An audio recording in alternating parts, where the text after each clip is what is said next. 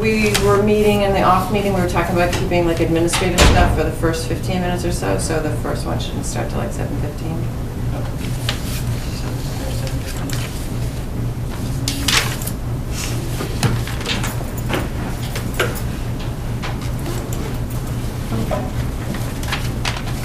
Okay, so next is DPW Long Hill Road, Meadow Road. Okay, so it's not quite 7:05, right? Or is Do you want to do it a roll on? call? Yeah. Hey, Betsy. I've got to go back upstairs to the pipeline meeting. Okay, we were almost ready to open that, but we're going to do Okay, it. before. okay, go ahead. Oh, you're here for the DPW one? Yeah. Oh, Yeah. So should we still wait till 7:05? Yeah. So if you want to do a roll call, that'd be good. Oh, that's right. Okay. Janet Pesatoro. Brian Barabee. Heinz Winsio. Liz Lucluse. Maria Barban. Carol Humbard. So we still have just a minute. Something else we can do in a couple of minutes? Minutes, we can approve minutes. Oh, that's true. We can Awesome. approve the minutes. Let's do that. Sure. So everybody had a chance to look over? Yep. Okay, so I make a motion that we approve the minutes for October 7th, 2014. Second. All in favor? Aye. Okay, and I make a motion that we approve the minutes for December 16th, 2014. Second. All in favor?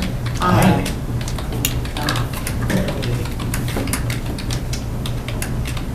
A little thing regarding Bill's correspondence, that kind of stuff. I don't have any bills, so I won't do that tonight, but no, I don't have any other correspondence. I don't have control with my computer. It wants to do its own thing. Frozen. No, it just wants to format itself. So, I'm sorry, so that first thing.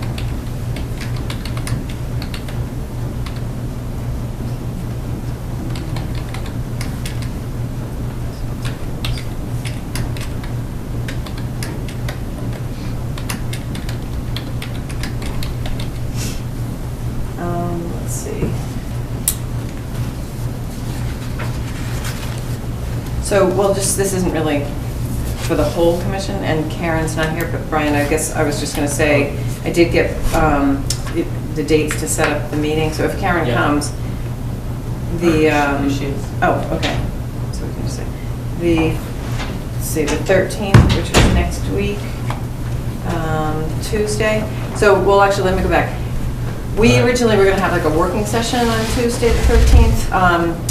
The town planner's not available to come on that night. She could come if we wanted to do something in February, or if we wanted to kick it out to March and do a separate meeting then. I said we hadn't really scheduled any work sessions at that point. So I don't know if you want to have a work session and do just another, operational kind of thing on the 13th. And if we do, or if we don't, in either case, both Karen and Brian and I were going to meet maybe to talk about Tennessee Gas. So I just was wondering whether or not we wanted to have that work session or not. If anyone has an opinion. Is the end of this month, is when Don Lowe's coming in? to talk? Yeah, he's coming in on the 27th. Right. Yeah, As a special session? Or yeah, as- that's a special session. Yeah. So it's, Okay. Which I can't be here, by the way, for that day. okay. Just FYI. Got it. So then we'd have one the 13th, and then the 20th, and then the 27th? Yeah, so a regular meeting on the 20th. So the question really is there a topic that we wanted to, try to focus on the 13th, since I can't do this, we don't have somebody to come in and talk about stormwater, which is what I was originally thinking we might do. Or do we want to skip it and just say, well, we'll have one at the end of the month, and we'll push one out either sometime in February or after that and do the stormwater? And stormwater we can't do on the 27th? Or Well, is Don I don't gonna know. be- I mean, I'm not sure how long their thing is going to be. I can ask. I'm not positive how long we were going to talk. Okay. We were trying to keep those to like 9 or something, right? Yeah. So if they come in at 7:30, It's too much. yeah, that might not be Yeah, enough it's time. not- But I can check and find out what they think, how long they think their thing's going to be, and maybe we could do both of them then. So anyway, so do you want to meet, I guess, on the 13th and work through any operational things, or talk about, questions you have? Seems like a lot for the first month. Yeah, I wouldn't be opposed to pushing it out to February. Did we have Yeah. anything scheduled for February at this time? Well, we have our regular meeting dates. Yeah, but no special meetings. No, so we can sort of, I can talk to Jennifer, not Jennifer, I can talk to Erica and see what date would work good for her. I mean, she said she could come to a regular meeting, but I know at least February 3rd, that's probably not going to be a good night. And then I'm not sure the 17th, how that's going to look yet. But okay, so then if you and Karen and I want to meet on the 13th, then we would have time if we started at 7. 7, does that work for you? Okay, great. That's perfect. And then we have lots of other dates picked if you and I, or if we need to meet again. So. Okay, so we want to do the DPW now, Long Hill and Meadow Road. Yep. To have a public hearing on the notice of intent and order of conditions. So we went to see the wetlands replication area that was flagged off. I know I saw it, and it's a small area, and actually, when I saw it, I didn't think it had invasive species in there. There were some in other parts of the road, but not right in there. So, I mean, it looked fine to me. It was one of those ones, though, that if you guys read the article that Jim sent us the link to, that I thought would be, probably very low value because it's right on the side of the road and where it's going to be getting a lot of salt anyway. And besides the fact that disturbing it, it doesn't really have invasive species within it, but there are some around it, so disturbing area could introduce invasive species into it. But anyway, this is what we have to do by law now, is this little replication. Yeah, I ended up looking at it this afternoon because I hadn't been able to take, I hadn't actually done the site visit. You guys had done both the site visit and then I hadn't gone over until today. But so what I noticed in it is that there's several dead ash, it looked like, or a couple of dead trees in it. Yeah. And so I guess part of the question is whether or not, again, that's providing some habitat and try to work around that a little bit might be something to consider, at least. You leave the stuff. Yeah, I mean, again, I'm not, I'd have to look at the plans a little more carefully to see if they can do more of the micro grading around it and use some of the features that are there as part of the restoration. Yeah, no, might that's be a good idea. I mean, I know when we did, like Century Mill, we had a lot more to work with, but there was like this big boulder kind of in the middle of the area, and we thought, that'll be better to leave that in there and let it micro pool around and then not, and instead of trying to haul it out and cause more damage to the earth below and stuff. It also looked like there might be a little bit of a swale still, coming through that area, but it was because of maybe the snow, it looked like a little bit of a depression. Do you remember seeing it, thinking of it that way? So I actually stopped by maybe 2 weeks ago, and the neighbor across the street came out, and he asked if I was from Concom, and I said I was. And he said that whole area floods out because that right next to the road gets blocked up pretty easily. And I took a look at it. It's a pretty small little pipe, right? He said it just gets blocked, and then that whole area gets flooded. And I said, how bad does it get? And he says it's frequent that the whole road will get flooded. Yeah. So I wonder if that whole area where the restoration would take place would be flooded as well, because it does seem a little depressed. So I don't know if that would factor into. Well, they didn't identify any floodplain according to FEMA flood maps, so it didn't show that it was a floodplain area. Okay. And the edge of the vegetated wetland is adjacent to where they're showing the replication, so they didn't flag it. Now, I didn't do the delineation review.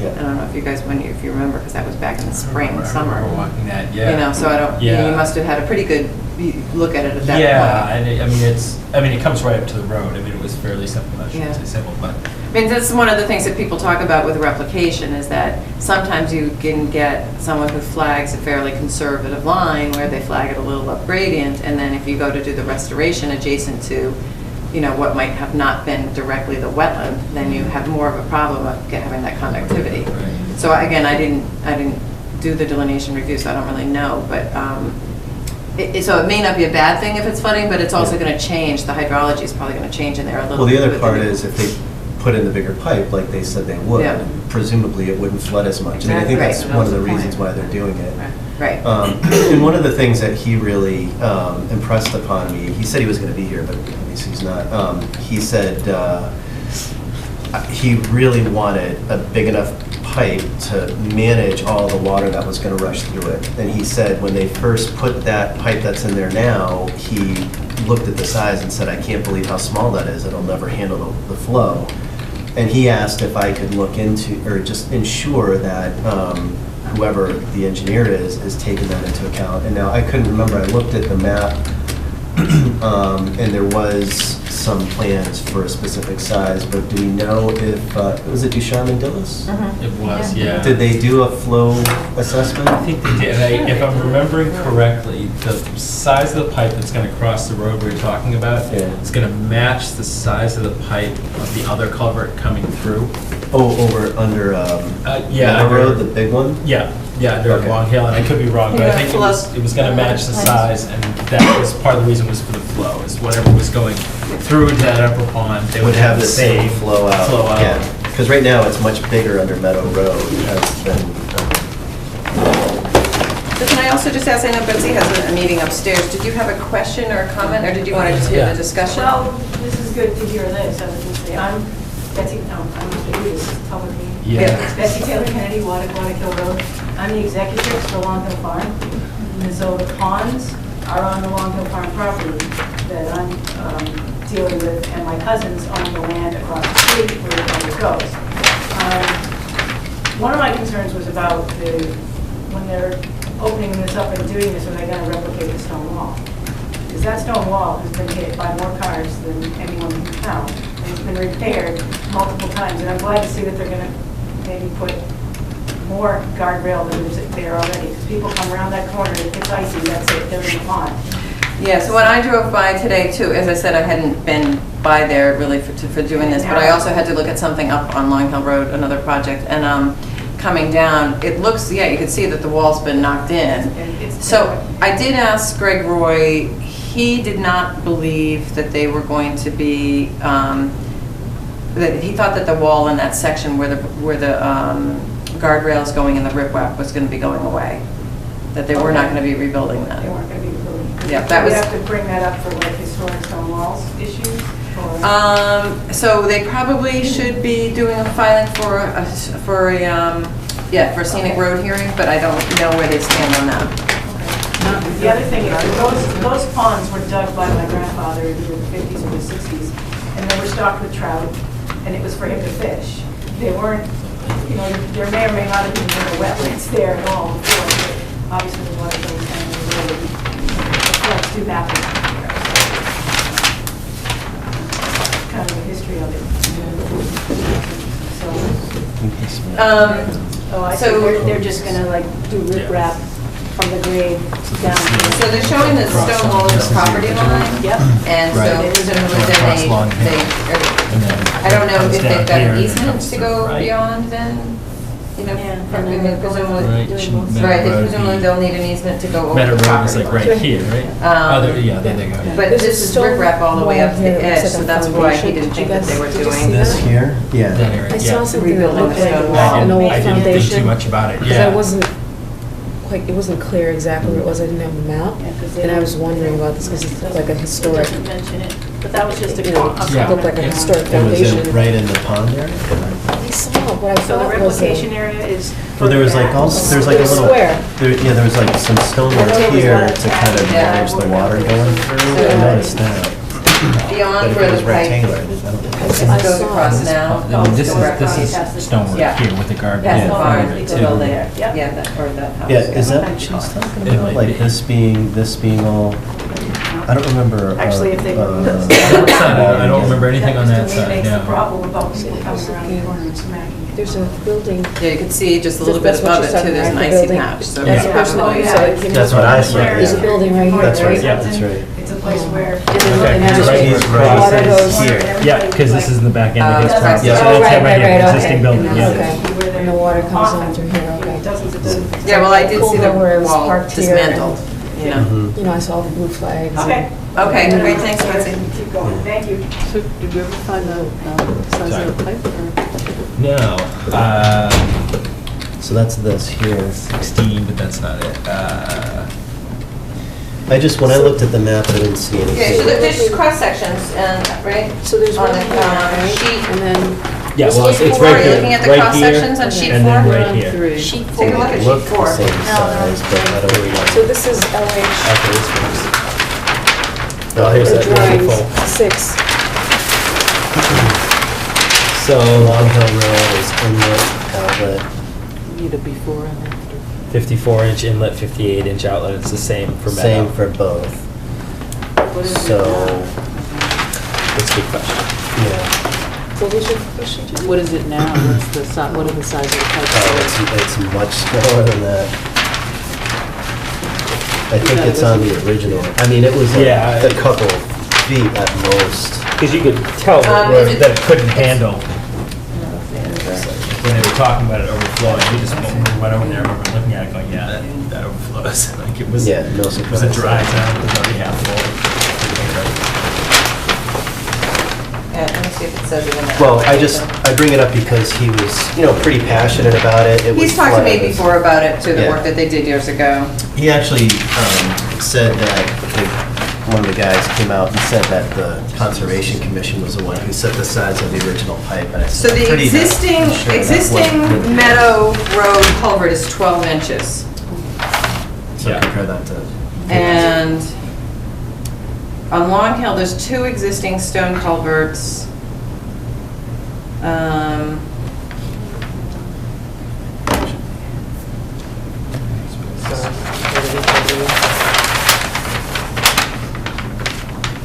So, I mean, they say it in their application. During high flow conditions, the inlet of the pipe on Meadow Road has been observed to surcharge, causing the stream to break its bank and run northeasterly down the southerly side of Meadow Road several hundred feet until it overflows the road. The replacement of this culvert is proposed such that the hydraulic characteristics match that of the upstream culvert. As such, the proposed Meadow Road culvert will be similar in nature to the proposed Long Hill culvert. But the Long Hill culvert, I'm not seeing the size of those 2 culverts. Long Hill has 2 now, Yeah, and I think they're just going to 1. no, yeah, yes, right. Right. One Yeah. of them's collapsed, according to the gentleman that I spoke to. Right. Well, they thought it was partially collapsed, because I think that's the one they're going to try to leave open while they run the new one in. Oh, it's a 2x2 stone culvert. There's 2 2x2 stone culverts. Yeah, he said you could walk through it, No, but it's I gonna be- kind of looked at it and Going see more to- like 2 by 2. Yeah, A 58 that's what I inch, is that remember, what it is yeah. now? 54 inlet. 54 inlet, 58 outlet. So it's going 2 feet to 4.5. Well, there were 2 2-feet ones. Right. And now it's going to be 1 4.5. 4.5. But one of them I thought they thought one of them had collapsed. They weren't sure if one of them was functioning, the older one. Yeah. One that was further, closer to 117, if I'm remembering. Yeah, because I think on the other side, I only saw water come out. Really draining out of Yeah. one, yeah.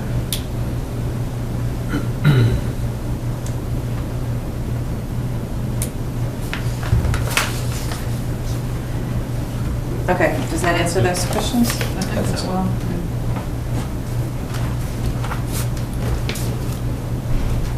I don't know how to judge you. Well, I mean, I think you have to go back to when they first came, if you remember. I mean, I think that, and Brian's remembering better than I am, but back in June when they were first here, or July when we had the hearing, I mean, they were talking about, meeting comparable conditions, they're not, because I think what we always sort of say is that we don't want to see them opening something up to be much larger than it is, that's going to drain the addition, the upstream wetlands. Yeah. I think I'm pretty sure we had the same conversation. Yes, yeah. The Meadow Road one is a little bit different, though, I guess, just where they, I think, in that case,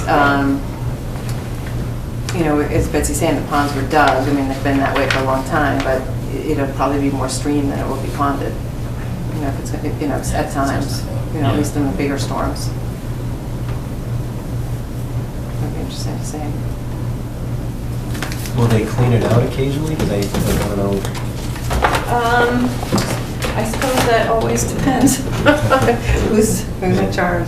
I guess with the two ponds, I would imagine things would settle by the time it gets to that second culvert.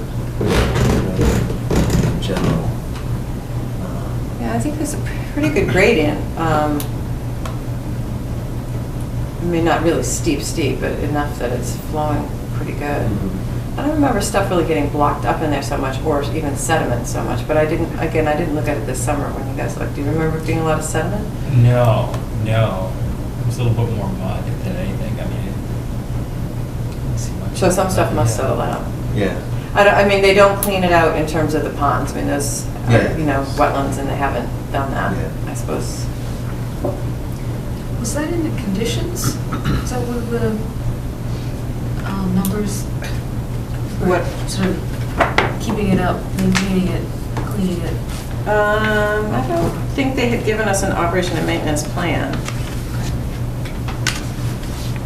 So the conditions I had just followed was sort of similar to other DPW ones we had done, was if we knew that it was going out to be bid on, that the order conditions be included in the documents, both bid and contract documents. Work only performed during dry and low flow conditions. I remember reading that. All construction debris being properly disposed of, including but not limited to asphalt, metal pipes, concrete pipes, and trash. Material that's excavated from the stream bed, really meaning when they're doing the culvert work, shall be removed from the site and disposed of in a legal manner. Excess muck or organic material shall not be deposited on the stream banks or within the bordering vegetated wetlands. Stream bed substrate material shall be a natural bottom material similar to existing conditions. And the contractor will submit cut sheets showing the origin of the material to the commission prior to placing the substrate in the bottom of the culvert. Those are the special conditions. Maybe that one, though, about the excavated stuff from the stream bed, maybe that's what you're thinking. And then I just had a condition about, since we didn't dump bond the town, we just had a condition about the restoration or replication area being done within the same growing season. Actually, I need to change that to replication, not restoration.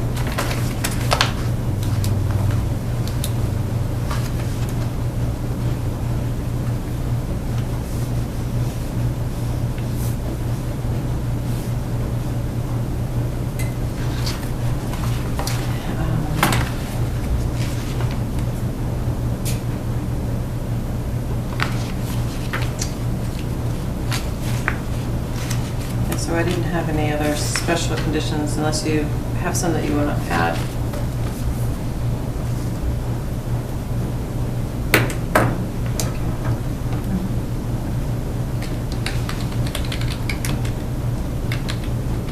So the operational maintenance is not typically added on the end the way we did with the manor. With contact? Conduct. Yeah. Well, it's private property. This is DPW. Yeah, and, they do have a maintenance program. I can't tell you exactly what it is.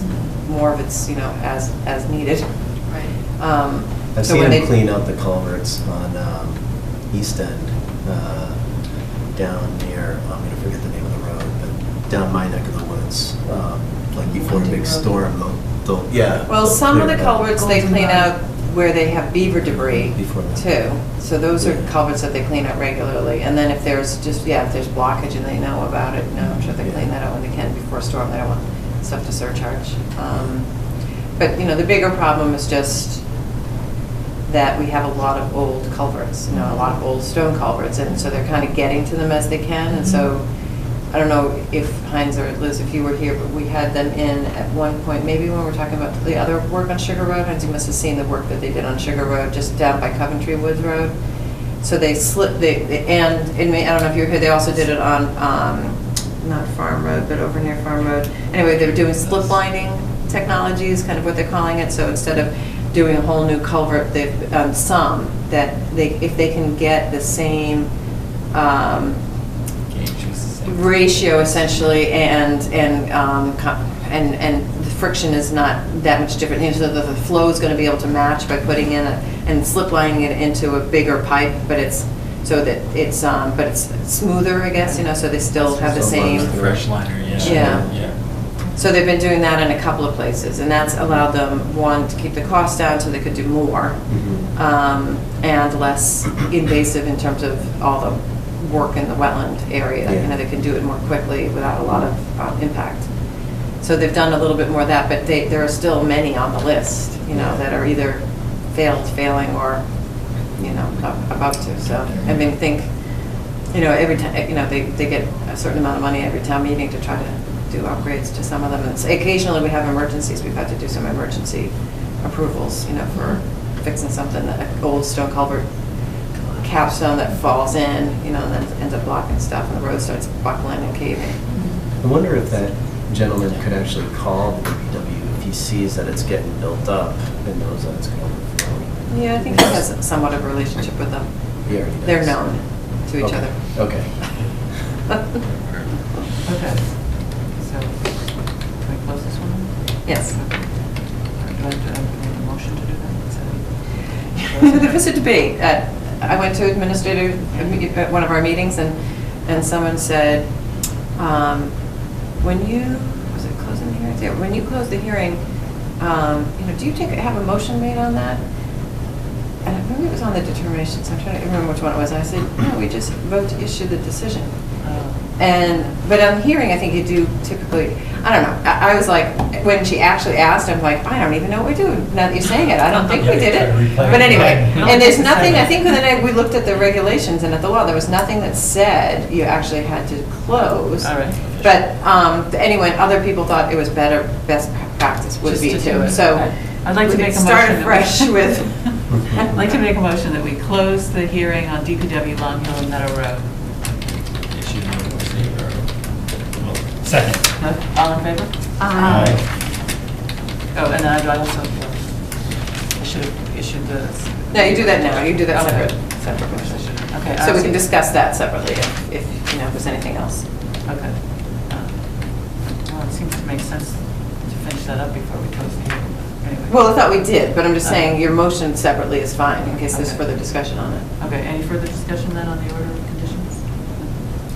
No, okay. I'd like to make a motion that we issue the order of conditions for DPW Long Hill Road, Meadow Road. Second. All in favor?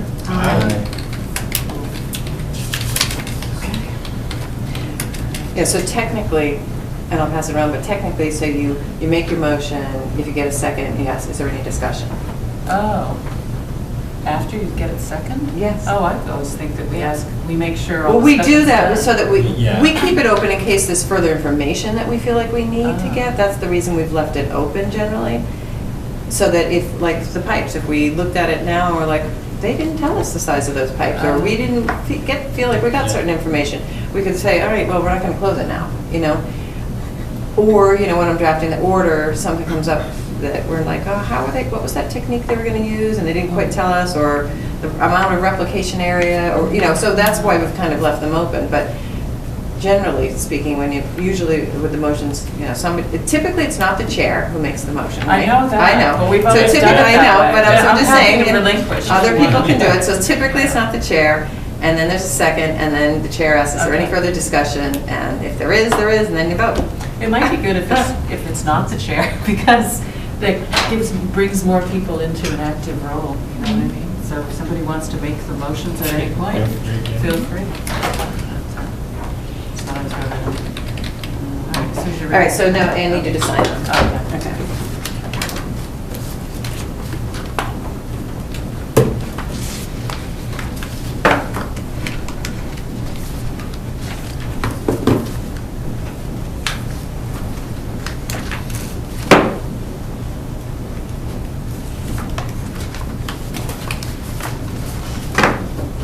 So the state form that I'm sending around, I don't have the conditions attached, just the state form at this I point. think I can sign it.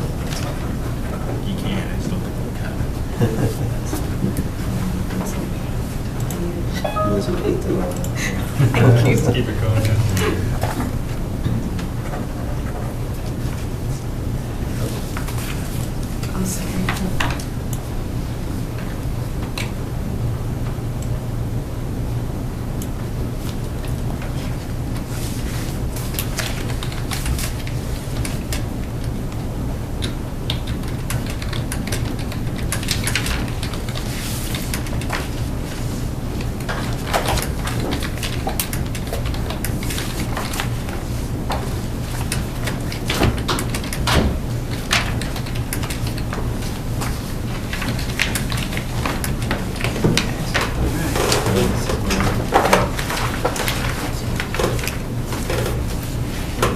Okay, so next up is Vickery, 539 Watercraft Hill Road, who has requested to continue the public meeting to February.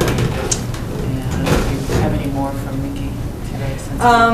Yeah, so I wanted to confirm that they would be able to meet on the 3rd, the first meeting in February, because they'd sent an email saying that they needed to be able to get time to align their schedules because they were trying to bring Jen's attorney as well, and that for whatever reason that Mickey and the attorney weren't able to sort of make it for the next meeting.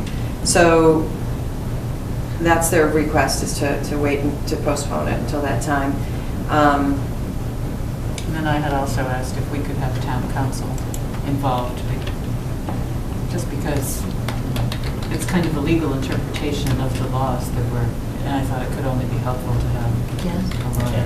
Yeah. They have a lawyer also, you know, on their side. Anyway. So is that going to happen? Yeah, so Don Lowe approved that. And, Excellent. So the delay is actually good for the town lawyer too, because that gives them time to kind of. Right, we just actually switched town council, so the law committee and the selectmen have appointed Merrick O'Connell as our now going to be our head town council. So we haven't even met any of the legal staff there or anything yet. So it looks like the 22nd that he would be able to come in first thing in the morning, which I don't know what the first thing means for us, but so I was going to kind of lay out, and I asked Janet if she would come in and we would just kind of give him an overview of what's been filed and what, you know, meetings we've had and what context everything's in. And then one of the suggestions that Don had was, you know, maybe the two attorneys should speak before we have the meeting, even so that they have had a chance to, you know, talk to each other a little bit and just know who each other are, I guess, you know, or whatever. Mickey did think that there'd probably be a bunch of people that would come again. He said that he thought he would recommend to them that any comments that they wanted to submit, they submit in writing, and that not spend all the time, you know, trying to go around, you know, with comments. But he did expect that there would be a big group again. And so I guess I would, you know, he and I sort of just talked about the amount of time. And since we'd be doing some new introduction, I don't know, I think maybe we should just leave a good amount of time, like an hour. I think so. An hour sounds good. I can't imagine. So February 3rd, we don't have anything else scheduled yet, correct? So so that could be our first meeting. Again, Mickey's preference was to do it earlier. He's, you know, Western Mass. Yeah. If we're going to follow, again, our administrative thing, I'd say like 7:15 then. Yeah, the earlier the better, as far as I can see, when our And kids are. so the attorney will be attending that meeting? Was that? So That's the town's intention, attorney yes. He will said he be would be able to. Yeah. That's a great idea. That'd be good. It would get the Yeah. pressure off of us, I think, to have the two lawyers do good. Yeah. And But- Janet, I was just wondering, would you be open to sharing the document that you put together? I already We already sent that in to them. For all of us. Oh, yeah. So Oh, yeah. that we Yeah, all I have had the it. facts, but it's great to have them on Right, I paper, so had, we're all. Did edited it you slightly. get any feedback from them on Not the yet, document? but I talked to Mickey about you know, that usually I send the packet the Thursday or Friday, or around the, you know, I'd like to get the stuff by Thursday noon so that we can get it into the packet and get it out to you guys so there's time to review it. And I said, and that doesn't give us that much time. If you can get it in sooner, great. He said he had not started to respond to any comments or questions or anything. So I think he took a holiday break like a lot of people for the last couple of weeks, but he was intending to get back to it. Okay. One thing you might know the answer to, Don Lowe this morning said that he met with Vickery's father at some point. Was that after the last meeting? Yes, it was. So we had, okay, so that was after the meeting when her parents came and just watched and didn't talk, right? After that meeting? I think it was after that one too. Okay, I'm just And curious. did Don give any specifics about that meeting? Well, he just said that Mr., I don't know if his name is Victory, but her dad was much more pleasant when he came in than when he went out. So it sounded like it was more him still trying to impress upon the town the value of her Right, the mission as importance opposed of to the importance of her mission as opposed to anything about the facts. So the attorney that they're bringing on the 3rd, do you know if he has the wetland background? I don't really know his background, other than that it is the attorney that I spoke with in the very beginning, that after the first site visit I had attended, and she said, I'm going to call my attorney, I'm not comfortable with this, I just don't get it, it's beyond me. And he had called me, and he said he was going to, he recommended to her to hire Mickey Marcus, that's who he used as a wetlands consultant. And he said, this isn't really my stuff, so that was his recommendation. So I don't know.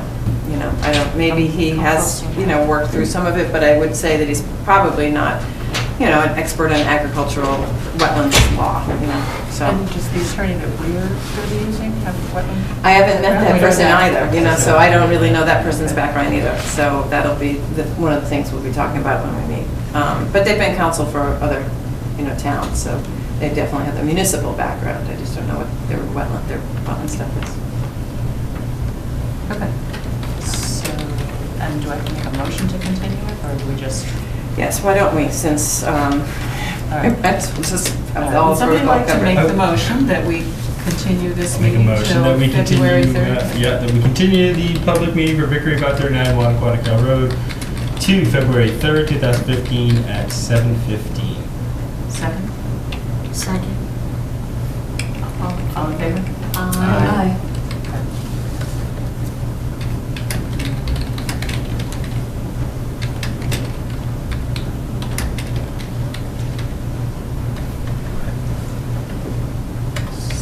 So this next one is not a public meeting, so we don't have to wait till 7:45. Can we just go? Yes, yeah, Correct, we can do it. yes, we can go. But just give me 1 second, because I'm still.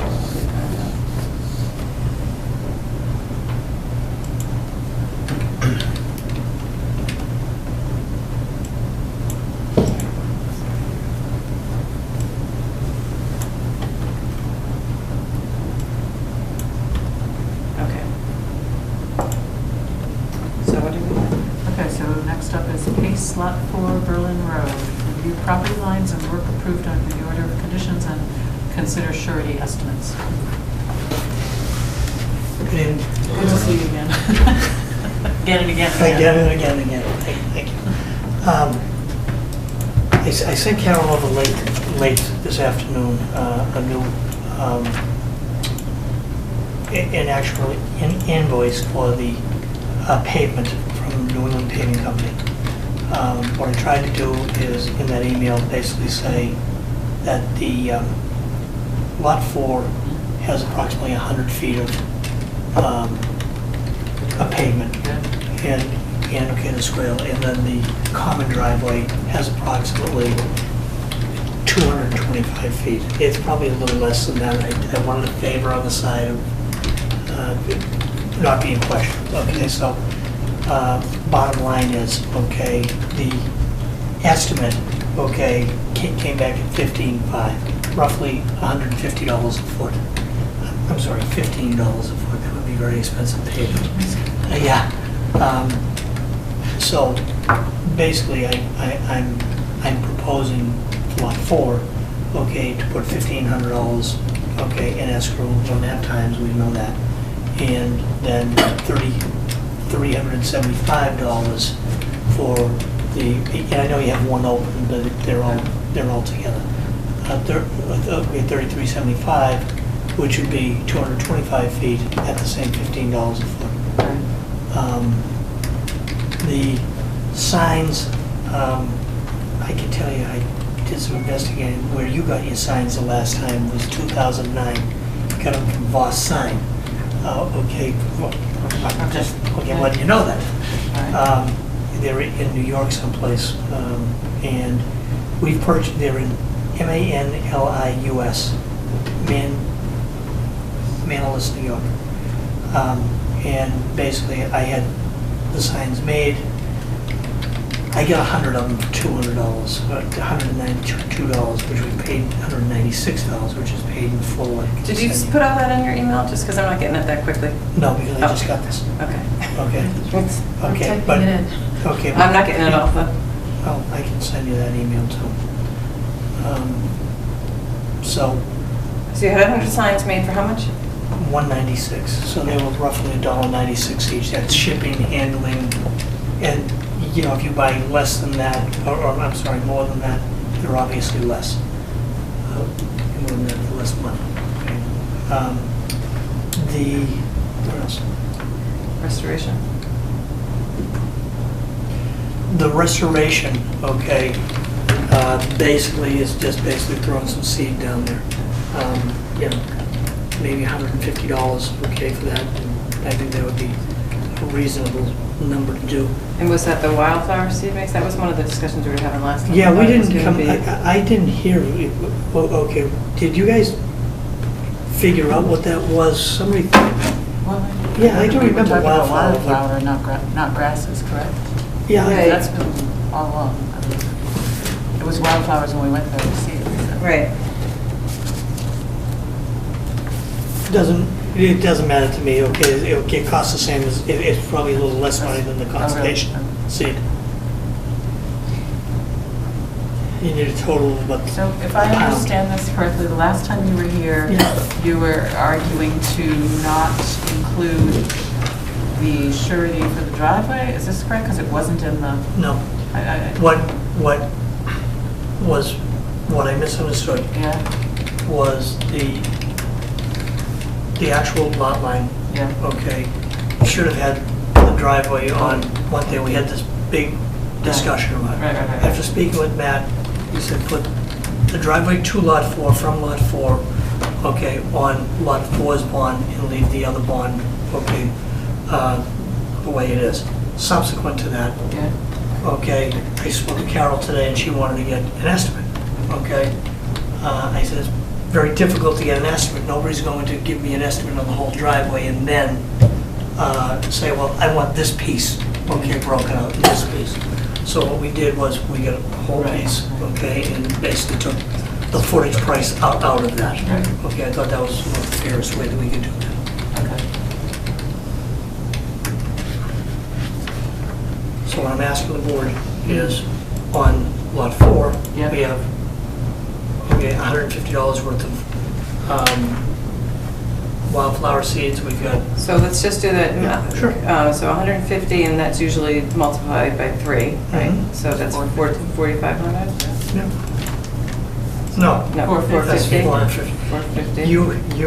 You have my math. All right, well, I think I got it right. Okay, 450 for that. Okay, and then you said 1,500 for the driveway, which Right. includes the swale. Right. Oh, so I see what And it's 1.5 of that? it is. 1.5. So that's 2250. Okay. 2250.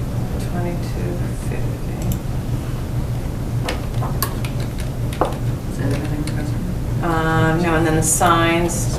Okay. Well, So, signs I I don't know bought and how, paid for. so the That was 100, paid for anyway. You already, yeah, but we don't have them, Oh, right? okay. So if we had to get the signs made, he was saying All that right. it cost him to get 100, $2 a piece. And so if we were gonna buy the 9, I don't know, you know. That'd be whatever. $20. So I think So- maybe that's in there.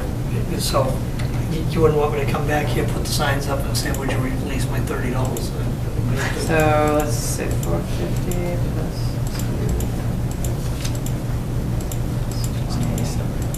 2720.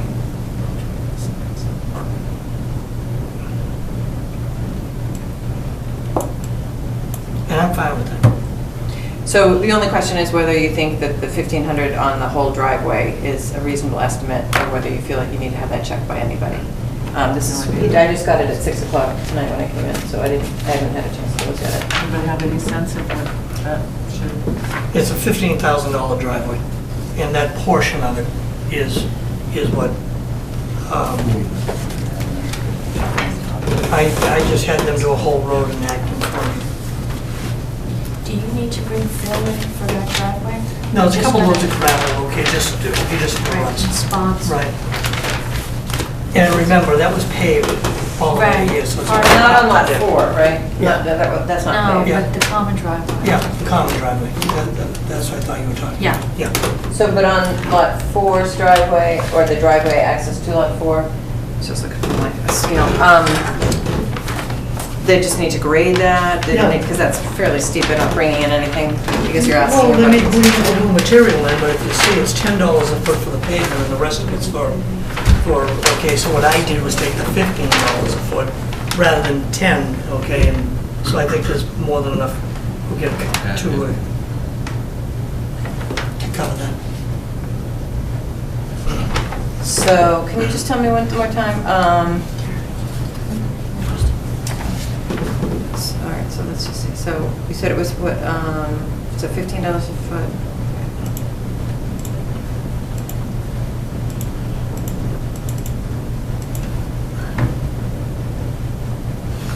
Okay, so for the other part of the driveway, you were estimating like 3,375 375, which was 220. times 225 feet. 1.5, Times 1, 0.5. right. Okay. Isn't there a setup, would they be doing the whole thing all at once? Yeah. Okay. So that would be, so 5,062.50. Right.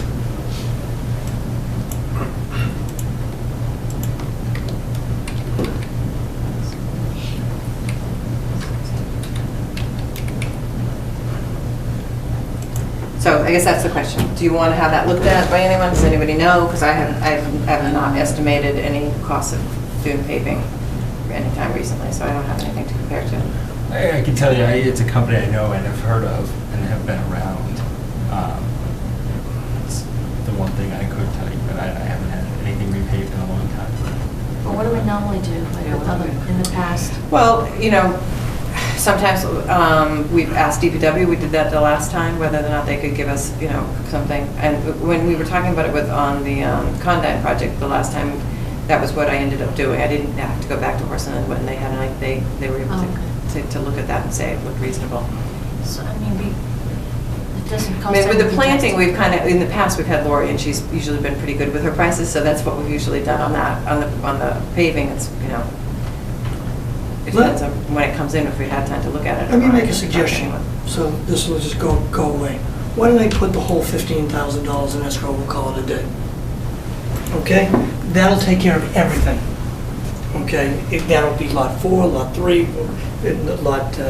Well, we where the can't quite common do drive- it that way, because when it goes to be released, it's going to be clear, like, what's going towards what. you Okay, know, so let's that's- make 5,000 and 10,000. Okay, I mean, that's, okay, it's not like I'm just throwing money away.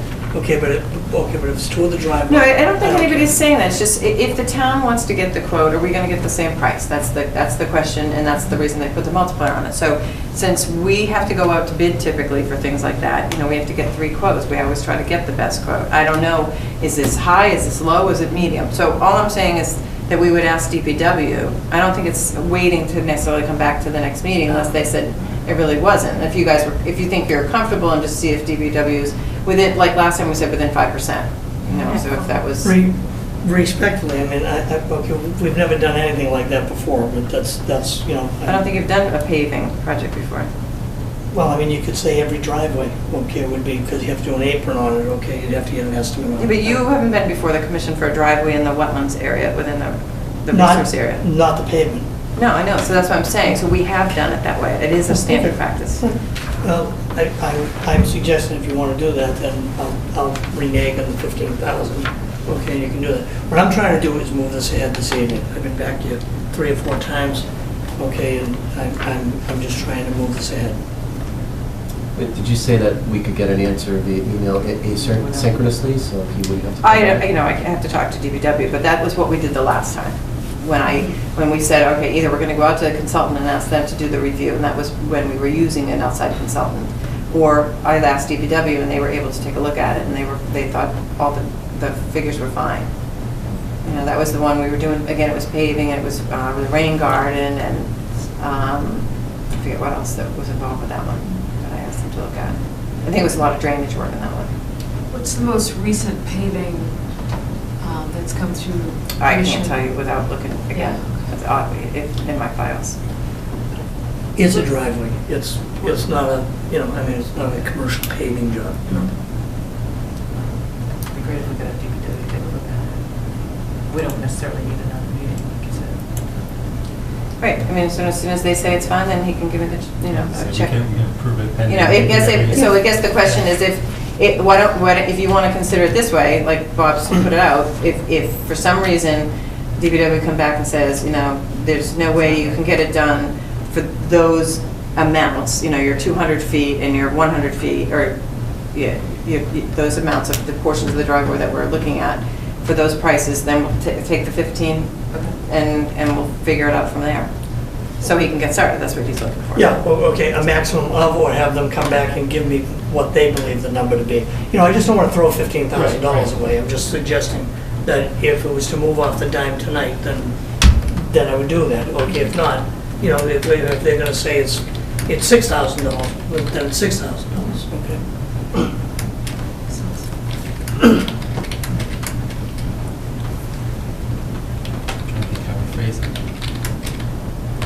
I'm trying to think how we would phrase it. Well, so too. you have 2 orders of conditions, Yeah. one of which, I didn't actually, did you add the total on lot 4 then? So the 4, one second. Sorry. Lot 4, I think, was 2720. Yeah, that was the 2720. 2720, right.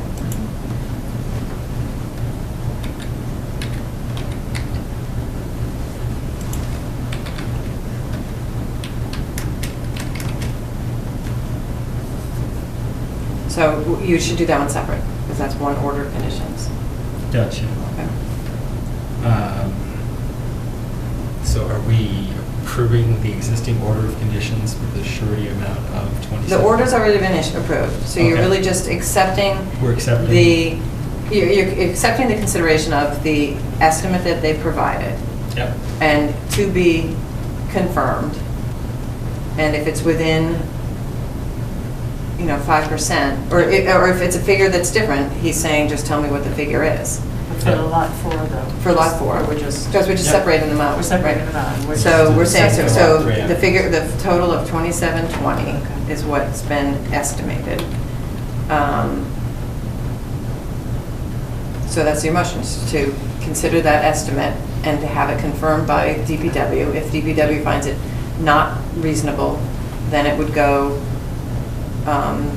it would have to, you'd have to get the full 15,000 to cover both the lots until we could figure it out. Okay. I'm gonna mess this up. I'd like to make a motion that we that we accept the surety estimate of 2,720 for the work on lot 4 on Berlin Road, pending review by the DPW. If the DPW finds paving estimates to be within 5%, that we accept the amount of 2,720. If they think it's significantly higher, or more than 5% higher, that we accept the full amount of 5,000. 15. Well, it was 5 for lot 4. Oh, Right. okay. Yeah, for 5,000. Did that Okay. cover everything? Yep. God, I hope so. Second. All in favor? Aye. Thank you. All right, stay right there, Okay, because we can still do lot 3 right now, right? lot 3? Well, Oh, no. we no, actually common can't. driveway. Yeah. the rest of Yeah. it. So it's the common driveway. We have to figure out the. So I didn't have it on the agenda Yeah. under lot 3, but he submitted it, and the last time we did have it on the agenda. The only reason I didn't have it on is because when you submitted it the last time, it wasn't clear what that application was coming in for, because I didn't have any of the backup information. Yeah. And then when this whole lot got confused, I thought what he was really just coming back in was to talk about the lot line, so that's why it was left on. But I think it's fine. It's not a hearing, so he submitted the estimate tonight. Okay. Do we remember the breakout, what the? So estimate it was 50? for, it's, 5,000. Yeah, it's around the 50. well, so the full estimate would be $5,062.50. That's with including the 1.5 times. Right. 5,062.50. Yep. And then it'd be 10. Okay. So, So it's common driveway. Let me just actually tell you, go ahead. the order conditions number Yes. is 112618. Okay.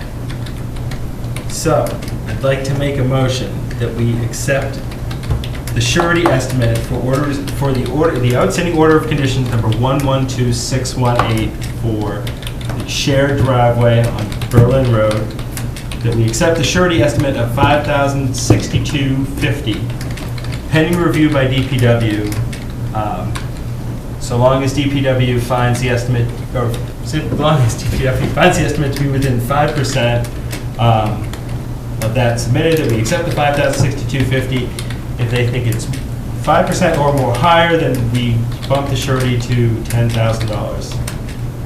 Second. All in favor? Done. That gets them both, right? Well, we choose that. Thank you. Thank you all.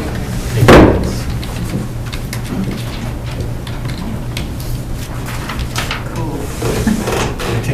How many people actually understood that? Okay.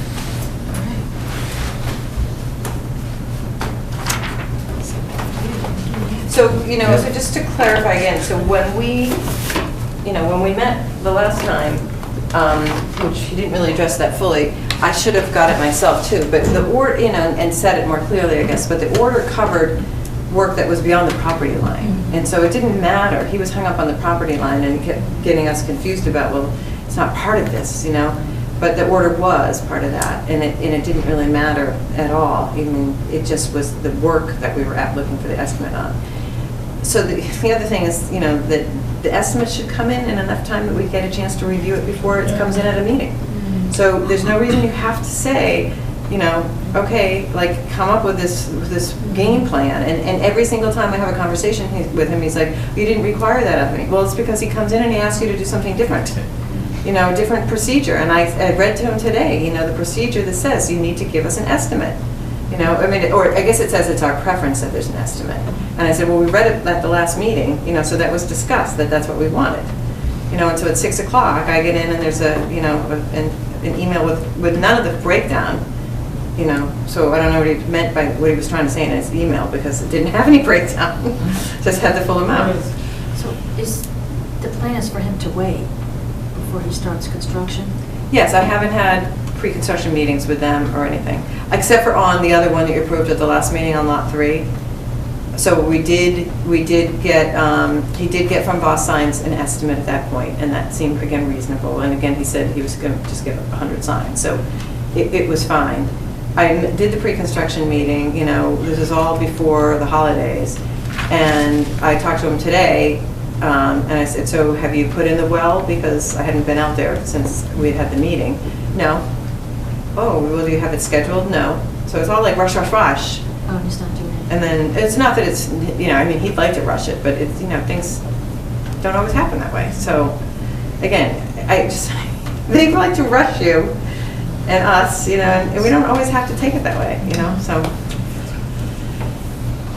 So hopefully you'll hear back from DPW in a timely manner. Yeah. All right, next is DePietro. Did you happen to have a chance to? No, I didn't end up talking to Kathy. I will see her actually tomorrow for something separate, but I didn't find out what's going on the stove side of that. So we don't know anything? No. Okay. And was there anything else under administrative? I don't think so. Let me just see. No, I don't think so.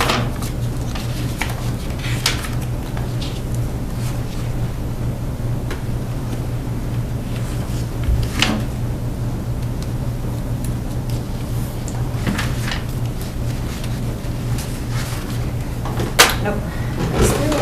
Okay, cool. Should we as a Conservation Commission be aware of the 117 changes, Route 117 changes? Is that something that, What are you talking about? is it something that we State just have as control? the state control of Route 117? It's been proposed that the town give the control over to the state, Mass DOT. How did that come about? I remember that being talked about a while back. I don't remember how it came Traffic? about It's necessarily, but. it's the traffic, yeah. And in control in what way? What's, They take over What's the it? maintenance, The maintenance, yeah. the cost The maintenance. to maintain it. But is there they'd anything bad also, about it, or- well, they want to the center of town, I think they want to widen that, where the Wattaquatic turn. Oh, right. And make it 2 lanes and maybe remove some houses. What? Oh, up They there. They already removed Oh, They remove one, yeah. The Wattaquatic area where the town center's gonna go? Yeah, yeah. So widen it on that side? Yeah, well, they kind of want to widen that. Well, I guess it's in theory too. We don't really know. Right now, it's just maintenance. I know a lot of the homeowners along there, and they're freaked by it because they don't want the 2-lane road going through, and they're afraid the Coldwell Banker place will be torn down too. And then they're more of a fan, and I can see it too, especially if you live along the road. They're more of a fan of the calming, where They're they more don't. of a fan of the what? The calming, where it goes 2 lanes down to 1 lane, and it's like, no, 1 lane, so through town's just perfectly fine. And they're afraid if it's 2, it just encourages people to fly through. So you don't have the traffic issues as much. It's nice for a lot of people as they're getting off the highway because it's a pain in the butt, but they just don't want to make it a faster lane rather than slower. But they're making assumptions, right? What's that? They're making assumptions that that's what the Exactly. state would do. I mean, I Exactly. don't know if the state's actually come out and said it. No. So Thursday's the meeting where the state is going to propose what they're going to, their proposal, they'll bring that Right. forward to the town. And so, I mean, as a commission, it doesn't really involve us, but it's No. like an FYI, I think. So the selectmen are driving it. Yeah, the selectmen are, Yeah. but sometimes it feels like there are things happening in town. We're You not want- involved, but we should sort of as a group know about them, so. Yeah. Especially like a town common, and then, I was looking at one of the maps, and there are there's no piece of conservation land that touches 117, if I read that correctly, right?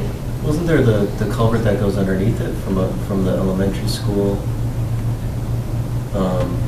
Right. down to the town common, right? Didn't we talk about that when the Right. gentleman came in Right. Yeah. from the Parks and Recreation?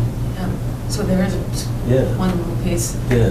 just something, I don't know how we sort of keep that,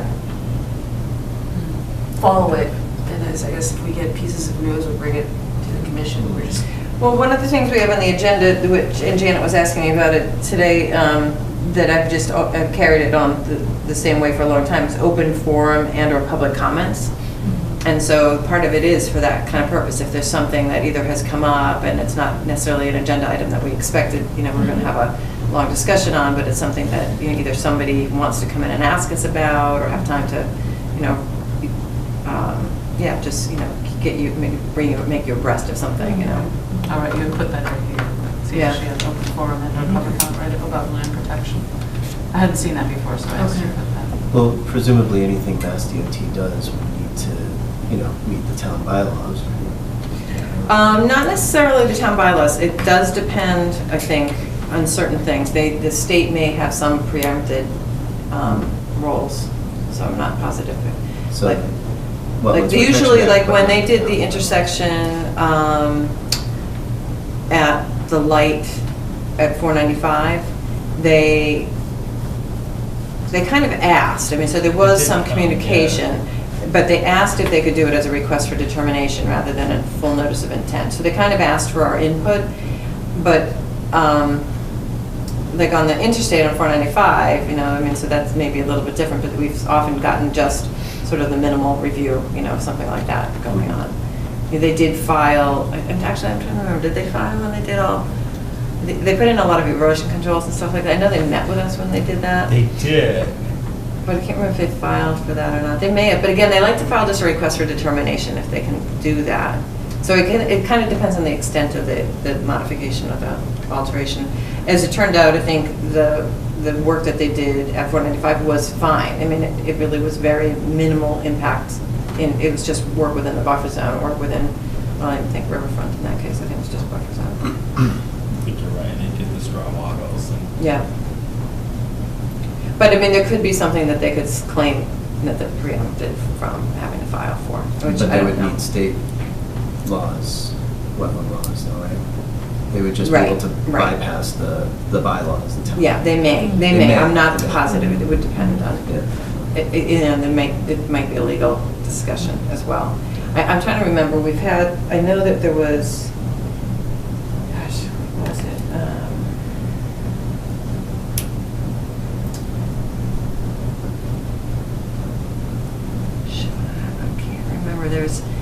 I remember there being a time on a project where and I can't say again, it was a road project particularly, it could have been some utility, it was some other utility project potentially, and they came in with a legal interpretation, the commission reviewed the legal interpretation, had their council review it, and that was basically, found to be okay. But that may have been a utility and not a road particularly. So we should just sort of be aware of it as a commission and. Yeah, I mean, I think as individuals, certainly, Right. And I'm not sure, again, transferring the, I mean, we talk about what does the town do on the roads, what does the state do on the roads? Are they going to do a better job? Are they going to do a worse job? Are they going to be, is there a master plan for maintenance of it? I mean, those might be some of the things you might be interested in, how do they maintain, the roads? Do they use more sand or salt than the town does, that kind of thing. I don't know any of that information. I don't know if anybody's asked.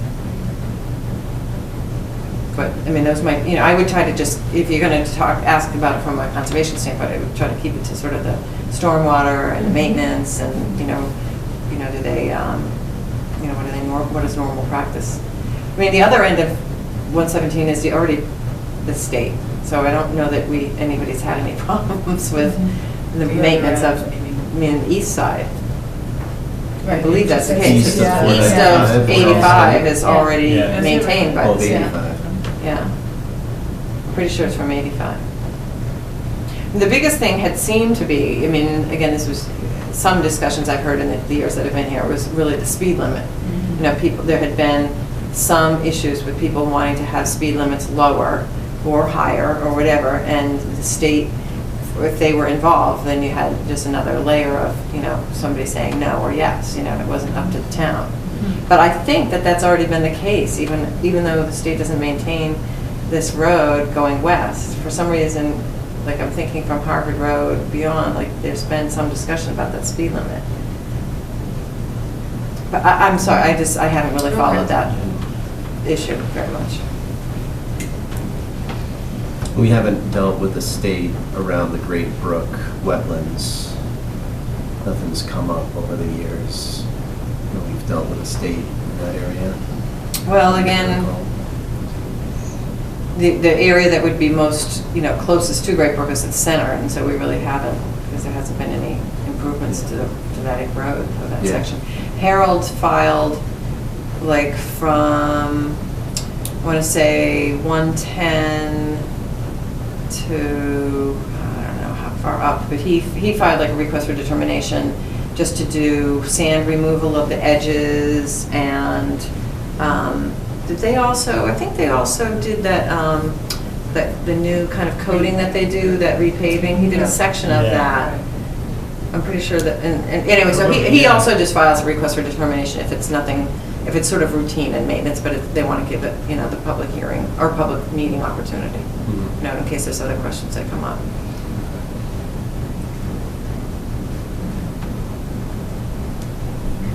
Yeah, but if you learn something else, it can always be brought up under that, is I guess my point. We can always bring up issues.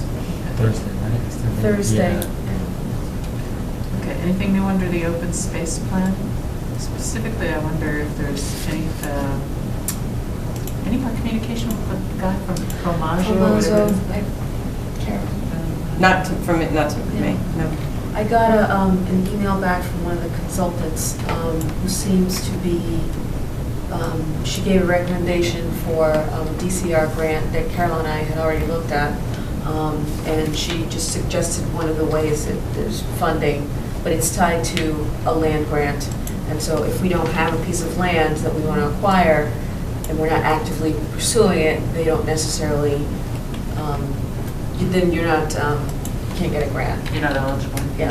So far we don't have anything we're eligible for this type of project, is that true? Well, I was looking at the open space plan, and I was looking at saying, okay, well, is there a priority 1 or 2 that would be something that we would be interested in based on the 2005 plan or the 2012 update? And that's something that we haven't talked about, so. What do you mean a priority one? In the middle of the, Oh, in terms of The land spots. acquisition? Yeah. And Yeah. not forgetting the plan actually done? No, no. Okay, so Yeah. we're not Yeah, eligible. it's kind of like a catch-22. It would require Yeah, us. right. If we had a project, Yeah. then we might be eligible, or we might be able to get Right. money for doing the plan. So that's her question, is there a project that we would have that I might see. trigger that? So the number, And so the only thing I would just say about it is, so when you apply for a land grant, right, so say we were to have, say we had something that we thought maybe would fit the bill. If you apply for the land grant and say the deadline is May, I can't remember when their deadlines are, but sometime in the spring. And then they award the grant, usually you find out sometime in the summer. You have to have done everything within the year. So you kind of have to know that you've got a working project, you know, not that you're just in the beginning of negotiations to some degree, you know, because you got to be able to get the job done within the year. So, it's ongoing. Surprised there isn't any organization that would make a grant for just doing the plan as opposed to acquiring. I'm gonna did you ever get continue- anything back from Audubon? Any callback? I never got a call back. I did. You know, because again, even if they don't do that kind of thing, it would be interesting if they knew of any, you know, Yeah. foundations or anything that they were around. Well, so should I? I'm going to keep looking online and making a few calls and see if there's All right. private grants. Should I email this Pro Mazzo student or wait till we know that there's a grant to actually write for? Well, I thought that that's what we were hoping they were going to look into. That was part of what I thought that they. I don't know if they were, to me that was unclear, whether we were supposed to find the possible grants or I thought we were waiting for a call from them because they were going to check their timeline and Okay. see if they could get a professor or somebody else to give a backup. I also did see, I think on Betsy's agenda for conservation, for the, trust. yeah, oh, no, not the Stop the trust, Pipeline. Stop the Pipeline, that they were talking to Promazo. Well, I know they were from way back. They were. Yeah, that was how it while first they came were- around. Right, Right, while they right. Oh, were that's right. I got an debating that, email. I just Right. went ahead and emailed them because Yeah. it seemed like this could slip through everybody's fingers if Right. nobody actually. Right, It seemed like right. they were all discussion, what should we, I said, what should we do? I think if you don't mind, I mean, I think it would I'll be just go good ahead to and- close the loop again, or Just to follow see back where up on they're the at. loop and just Okay. say, you know, we Okay. hadn't heard from you, we're just wondering whether or not you Yeah. were waiting for something further from us, or whether, you know, we Right. just, it didn't seem like it was going to work, or, Okay. you know, are you looking into it still? Yeah, I think that would be great. Okay. Okay, anything else on that, or should we move on to Ross, the Norse Road 61A? Um, What? Pipeline. Well, I just on the Oh, open we- space and recreation plan again, so the other thing, just to remember, so, because I don't have it specifically on the agenda this time, but so, we will be going in to talk to the advisory committee, so that was, also January 27th, right? And so we did put in $10,000 into the budget. Whether that remains as a budget article, or whether they think it should be, a budget item, or whether it should be an article that goes to town meeting, that's still something that I think we're waiting to get further advice on from them. And I also did not file anything with the capital expenditure committee, or capital, yeah, I guess that's what the title is, capital committee. But and I have to look into whether or not that is something, if it's over 5,000 or whatever, it has to go to them. If it's professional services, I guess I just wasn't completely clear whether that was considered a capital type of item or not. Anyway, so that's just one more thing an email came by, you know, like, do you have anything for capital planning? And then I was thinking about it, not quite sure whether it triggers it or not. So we talked a little about the pipeline at the beginning, when Karen, Brian, and Carol organized this meeting. Was there something else that you wanted to? No, I didn't know if there was, It's continu, I mean, you know, they're still looking at the spur line here, so Yeah. that really hasn't changed. Kinder Morgan just refiled. I think it's their third, like, amended filing. I don't know if they filed the full yet. I think they filed half of it. You know, the next one, they have to schedule their public meetings. Right. The ones that got rescheduled or canceled. I believe they put in to do that in the first quarter. We had the email. Yeah, the first something, quarter, yeah, they said Yeah, that so they in the would be. next 2 or 3 months. And I think Janet and I and Carol were talking last year about the pipeline before our sort of group meeting, that I was going to call Bob about the financial valuation. Oh, yeah. And I talked to him, and he said, basically, we're not negotiating. That was the first thing. That currently, that the New York pipeline part is in court, and the Massachusetts pipeline is also in court. And he also said that there's a lot of things going on in town in terms of there's different groups doing different things. Oh, that's interesting. But he was very his information very valuable. Yeah. He knows a lot about what's going on. So. But we So didn't if get, you so guys talk did we to get him- any idea about like what we should be considering for compensation financially then? He wasn't really ready to have that conversation. Okay. He said it was way too early. Okay, so he So- feels like there's a good chance it could be stopped, apparently. No. Yeah, No, No. he's not saying that. He said that it's just way too early to talk about that right now. The job is to just keep putting things in the way to stop it. Oh, that's interesting. Yeah, but if you are going to sort of take that piece, then maybe talk to him in a couple months. You might have some ideas. Yeah, and you're And then welcome also- to join in on that, it's just, Okay. that's how we left it the last time, that we were gonna try to divvy up some of the tasks, so you didn't all feel overwhelmed with everything. But- And Janet sent a link about valuation from the It was a long time ago, ecosystem. ecosystem valuation. And so if, you look at the whole pipeline, how much is it gonna cost the town to put this pipeline in? Long-term. $500 million? I mean, what is it, when you add up all the pieces of land and how much drug problem? Land being devalued, ecosystems being disrupted, that kind of thing. MACC, at the February 28th conference is going to do a session on the pipeline. That was part of it. Today, yeah.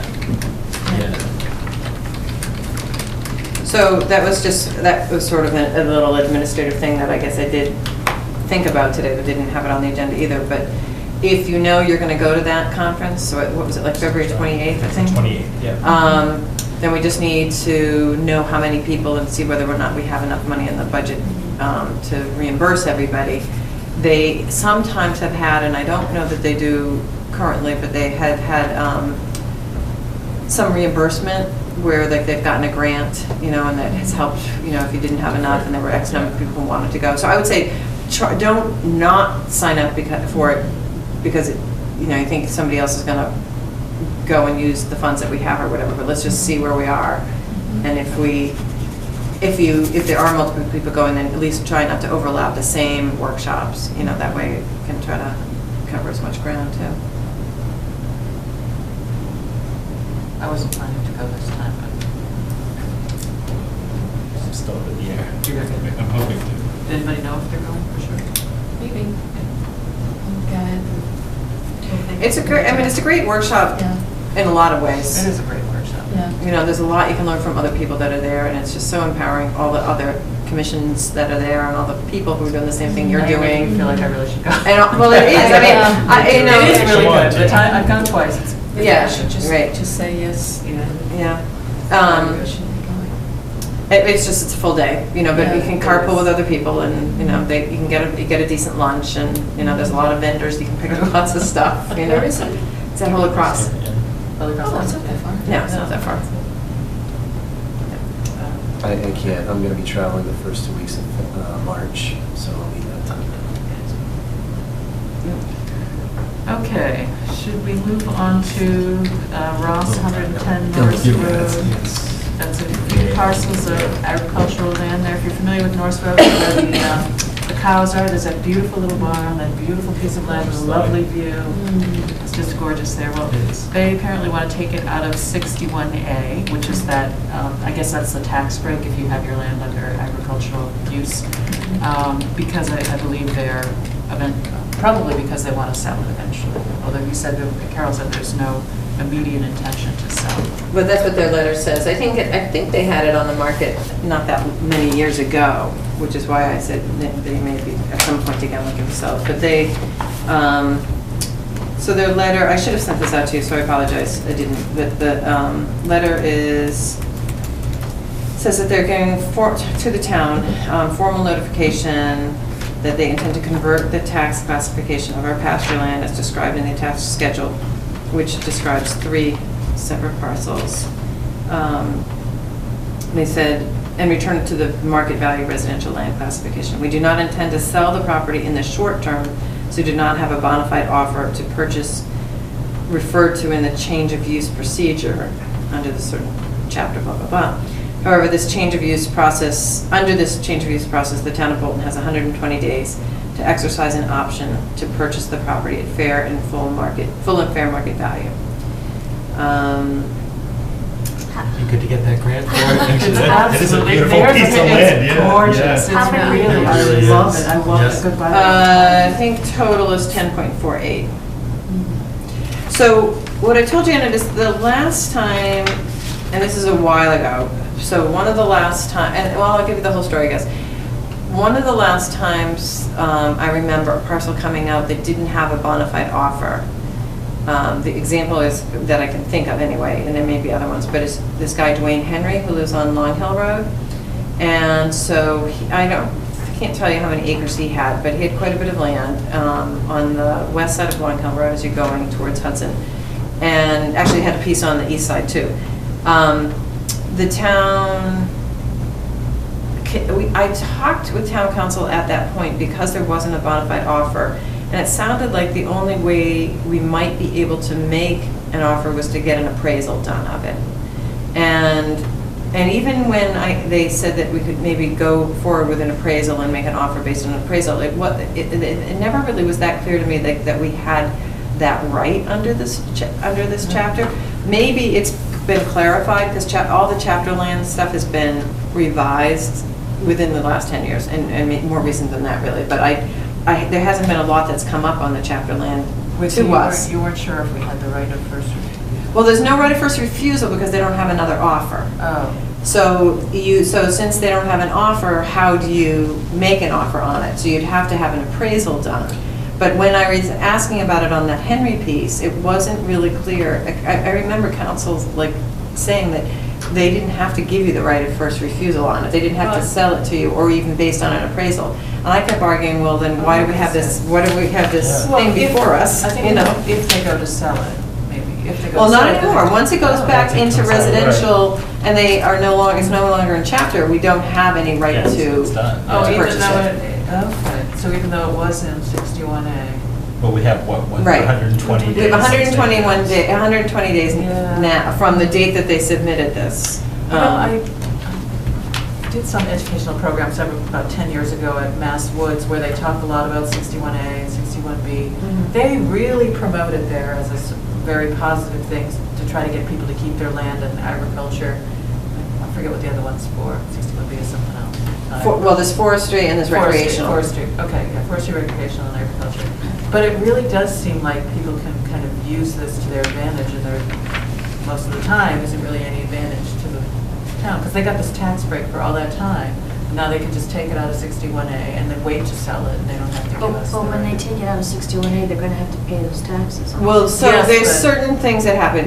In this case, I think that they are expecting that they would be paying the rollback tax because they say, we did not file the necessary Section 6 declaration on October 1st, so we intend the change of classification to become effective for fiscal 16, starting July 1st. We understand our obligation to pay rollback taxes with Oh. interest for the period during which it was classified under 61A. Oh, I didn't know that. So, but there was also a change when they changed the law, and let's just use 5 years because I don't think it was 10 years, but when they changed the law, there's another process where you just don't, what happens is that sometimes you just don't resubmit your application. Yeah. And if you don't resubmit your application for a certain period of time, you don't end up having to pay the rollback taxes, but it just kind of goes away. In this case, they're pulling it out of the program. And then there's been some other situations, I have to ask the assessor to explain it a little bit better, and maybe that would be something that would be worth having them talk to us about chapter land stuff. But anyway, what's been happening, in some cases, people just don't renew it, and so if you don't put it in, then I don't know that you're subject to the rollback after a certain period of time, I want to say 2 years.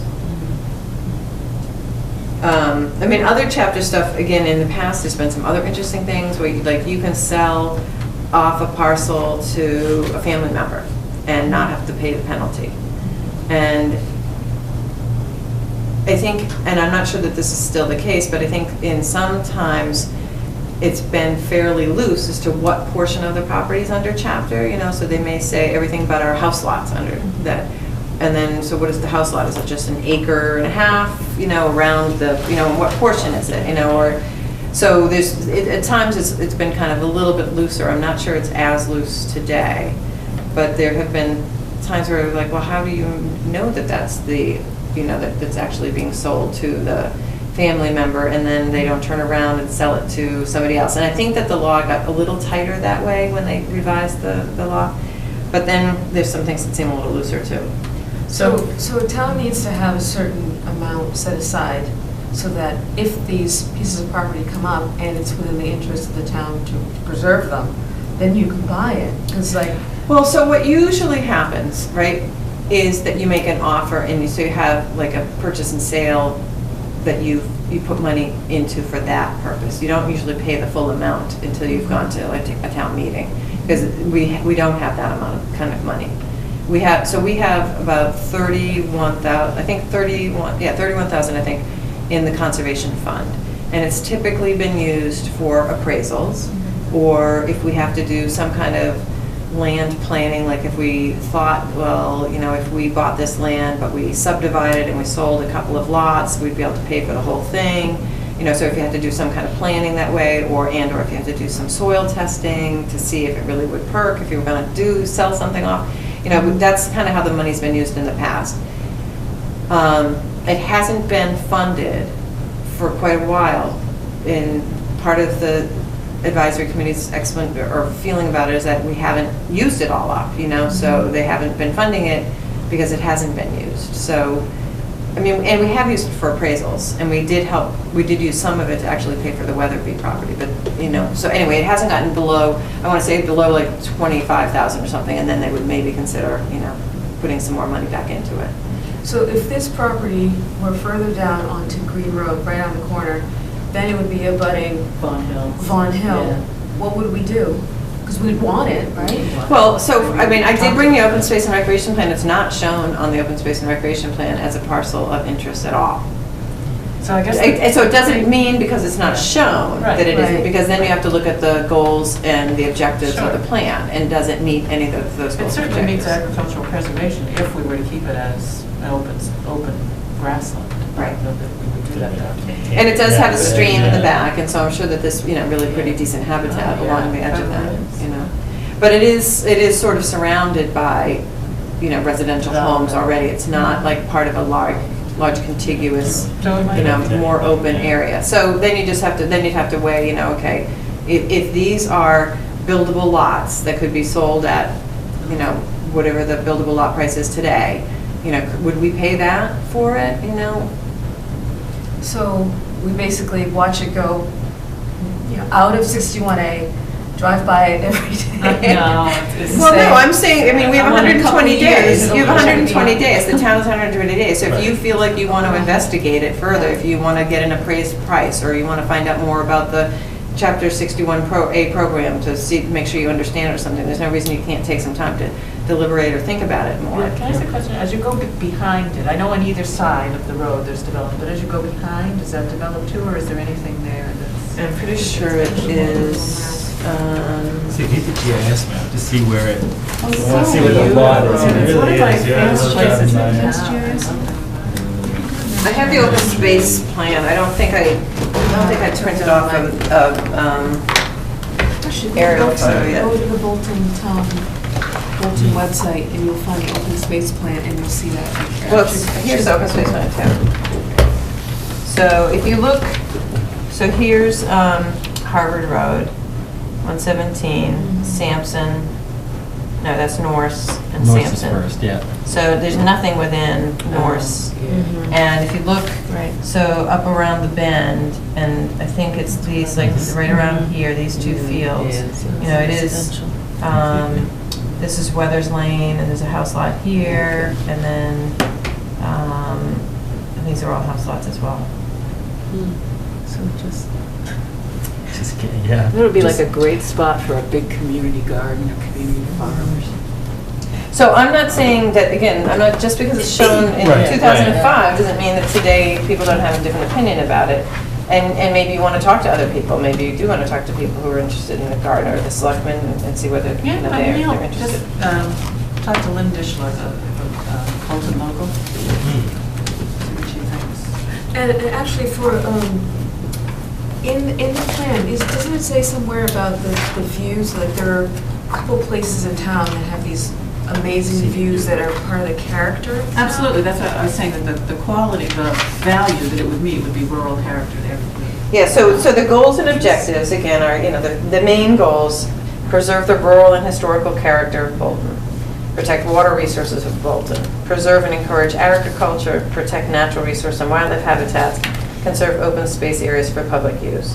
So I don't know whether you'd consider that public use necessarily one way or another. If you look under it, the bullet points: develop an integrated land management strategy, create trail system, publicize conservation land for public use, work with surrounding towns for linking trails, identify and initiate revenue opportunities from acquisition and maintenance funding.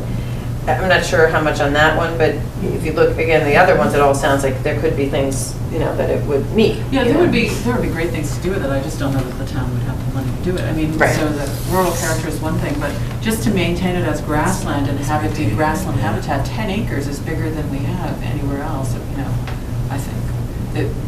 It's not used for hay, you know what I mean? So Yeah. there would be something that, I mean, I assume it would be extremely expensive. Well, yeah. So that side doesn't have the view, right, so much? Well, I guess it kind of does, maybe the trees you got that. So anyway, you don't have to make a decision yet. I think, you know, the selectmen look to the different boards, the planning board and conservation and board of assessors for some input. And Could be bobolink habitat, we don't have any of that in town. so, I mean, I don't know, I mean, I know the Rosses a little bit. Like, I know both of them a teeny bit. Peter was on the mobility committee, and he's, I don't know if you remember from town meeting, he was doing the proposals of, I don't know, like, it was when they, was it with the intersections and keeping the vegetation down lower? There was a whole proposal that he was involved with that. And then Rachel she's volunteered in town hall, and, you know, sometimes. So they're both certainly approachable people. You know, I haven't talked to them about their land before. I mean, people have a right to do what they want. Absolutely. And my question is, if these things come up, you know, what do we do? I mean, something Well, this is else. what we're talking about. I mean, Right. this is how, they either come up because somebody's converting a chapter land to a non-chapter land, or they're selling it. So the long run, I was going to say about the Dwayne Henry piece, okay, so we did not make an offer on that. I think we may have actually gone and had an appraisal done. I'd have to look back in the files on it. It's now coming to development stage, and you will be seeing it within the next few months, if not sooner. That's proposing a wetland crossing I'm sorry, and a common based on driveway. which place is this? The one on Long Hill, the one I was saying, the one that came in that was sort of similar, that they didn't have an offer, but they were taking it out. I wonder if the trust would be interested in this. So you could talk to them, but, you know, basically what my understanding is that they're very tied up with the town center, and they really can't Do that, right? spend anything, take any more funds. Based on what I get, You know, but so then there's bigger groups, you can look at Sudbury Valley trustees, you know, you can look at Trust for Public Lands, you know. But typically, again, you've got to be able to make a good argument to town meeting that this is money well spent. Yeah, I can't imagine like an outside organization like SVT being interested because it's not big enough, but it's more just has, you know, very. But sometimes local that kind of a value. group will hold it if they have a good Oh. sense that the town wants to purchase it. You know, they may be able to put the money up.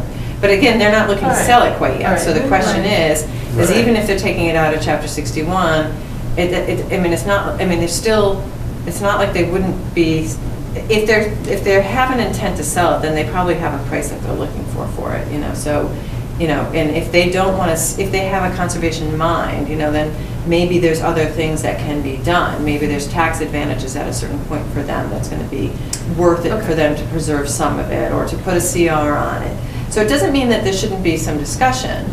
And so maybe this is just a good opportunity, just So to. I'll just shoot an email to Laura Matei, who I know pretty well. She's the Director of Stewardship at SVT. She's not their land protection person, but I happen to know her pretty well. And just to see, if they would be involved at all, if it came to the point where these people wanted to sell and the town wanted to buy it, could they be involved? Yeah, I would keep it kind of general if you're going to ask Laura about it, because I would think we should probably talk to the Rosses before we talk to SVT, really, But as a Just policy, to feel because I though, know her well, you know what I mean? I would. Yeah, and that's what I mean, but I would keep it contact them general on it, formally. that's all I would say, just so you informally with understand her. general, because I know their Yeah. land acquisition person pretty well, and we've Oh, you do? had conversations, but it would be good for you to also talk about it, so you have better understanding. because as a policy, let's say next year or Yeah. 6 months, somebody else, the same thing happens and they are selling, what do you do? Is this an Well, this is what you do, opportunity you go to your open space and recreation plan. Right. And you have to this weigh, is this the opportunity that we need to do now? And you have to look, so are there any other things that are out there that are happening? And that's why when we haven't had time on the agenda to talk about what is happening, who should we be approaching, is there other land, Well, then it it's seems like stuff it that's wouldn't falling. hurt to contact the Rosses. Who and how should that be done? I mean, just to say, wouldn't it be okay Well, just to say? it could, I think because, my own opinion Mhm. would be that as the chair, Yeah, and this came up at this meeting because the Uh-huh. selectmen are looking for an opinion, and that you enjoy the Love that. property, Okay. that you'd love to talk to them about it and just Okay. get a better sense, that you haven't been involved with a land acquisition with the town, so you're really not that familiar with the processes, but, you'd hate to miss this opportunity if it's something that we should be thinking, or they're thinking 10 years from now. Could you send me their email? I don't have it, but I can try to get one. All right. Okay. If not, I can get a phone number, Okay. or even if you don't, and rather than call, I would probably say you just send a short note and just say, this has come up and you'd like to talk to them, and hope that you can give them a call, because I hate to call people cold, get them Yeah, in the middle of I'd something. rather email, actually. So with the Weatherby property, if I recall, the town got some grant money to help fund the purchase for that.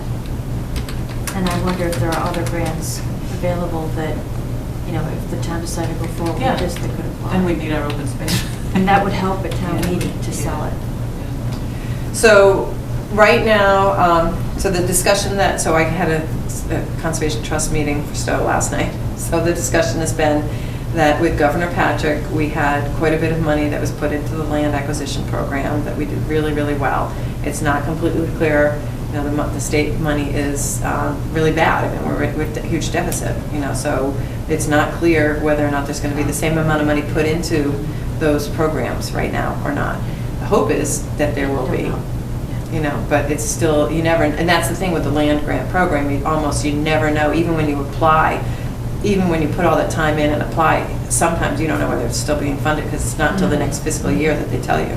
So you apply in May or whatever, and then you find out in July or August when they find out whether or not they've got the funding. And then it trickles down, like which project are they gonna make the priority?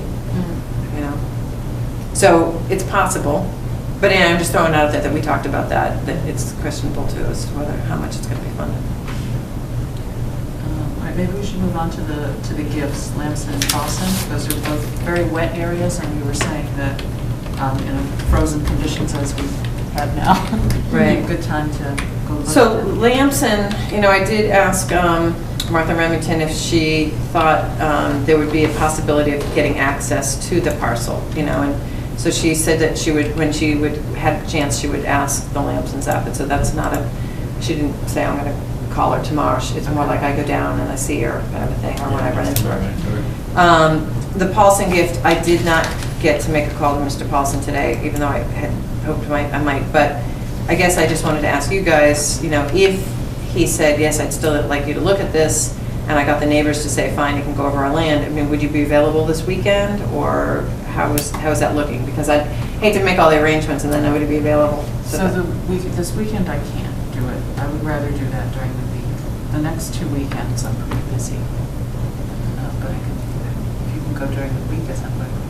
Is that Bowers Springs or is that the Lamson? No, the No. Paulson. That's the Paulson, one is that there. near Bowers? No, it's off of Burnham Road. Oh. It's between 495 and Burnham Road. We could probably make that this week. Well, I just don't know about the owners, the other people, Oh. I don't know whether they are okay with us going during the week or whether they feel like they would want to be there or not. But I don't know that. I mean, I can look and see if there's a possibility of during the week.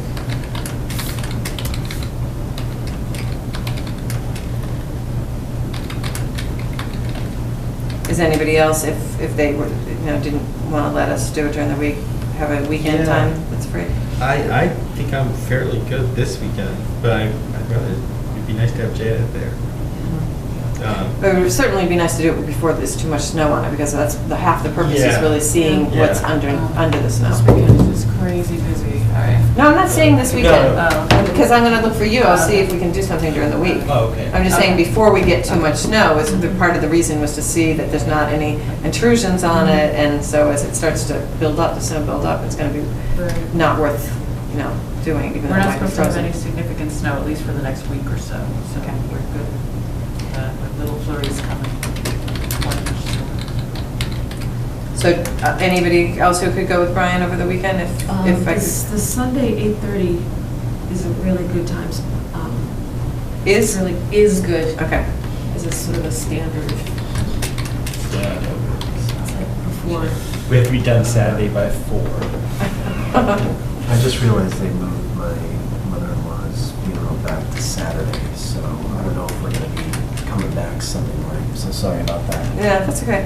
Well, why don't I'll try tomorrow to call Mr. Paulson, see if he's still interested in us taking a look at it, and it's been a while. And if so, I'll see whether the neighbors, again, are fine with us going over their property either during the week or on the weekend and try to make an arrangement. That's all I can sort of do at this point. Okay, land management, Welsh Bog.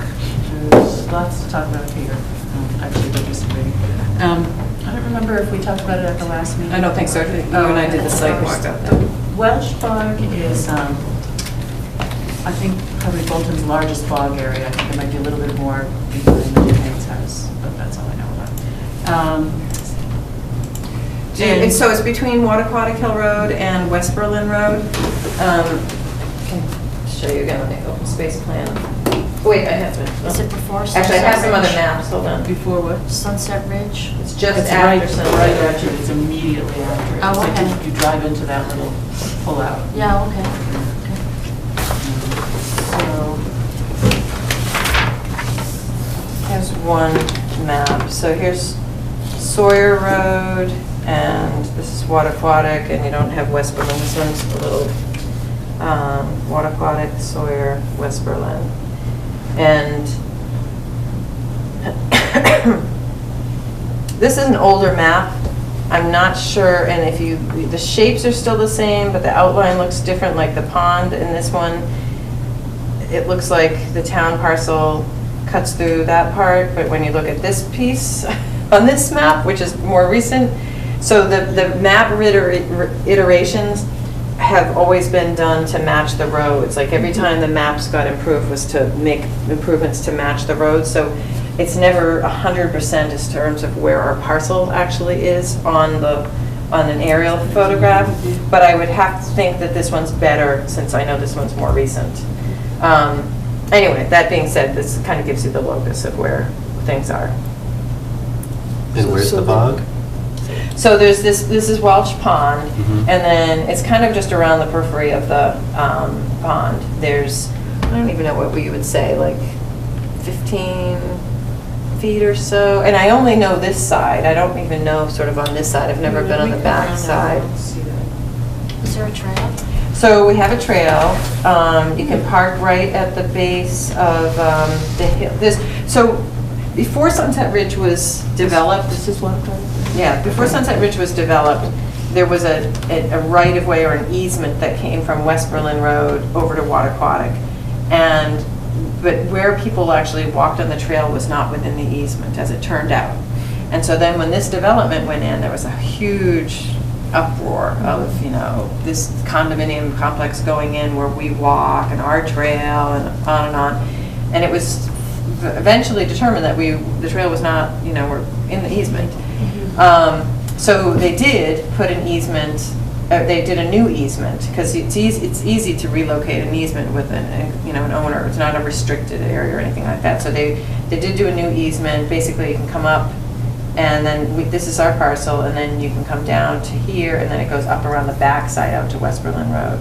And they gave a much bigger easement than they had. I forget if it's the whole width. I'd have to look at the deed again, but So when we park right around here? yeah. And then we, Which is the entrance to Sunset? Just south of it, like if you were continuing down the hill. Oh, there's a little pull-out? Yeah. Oh, I never Yeah. noticed.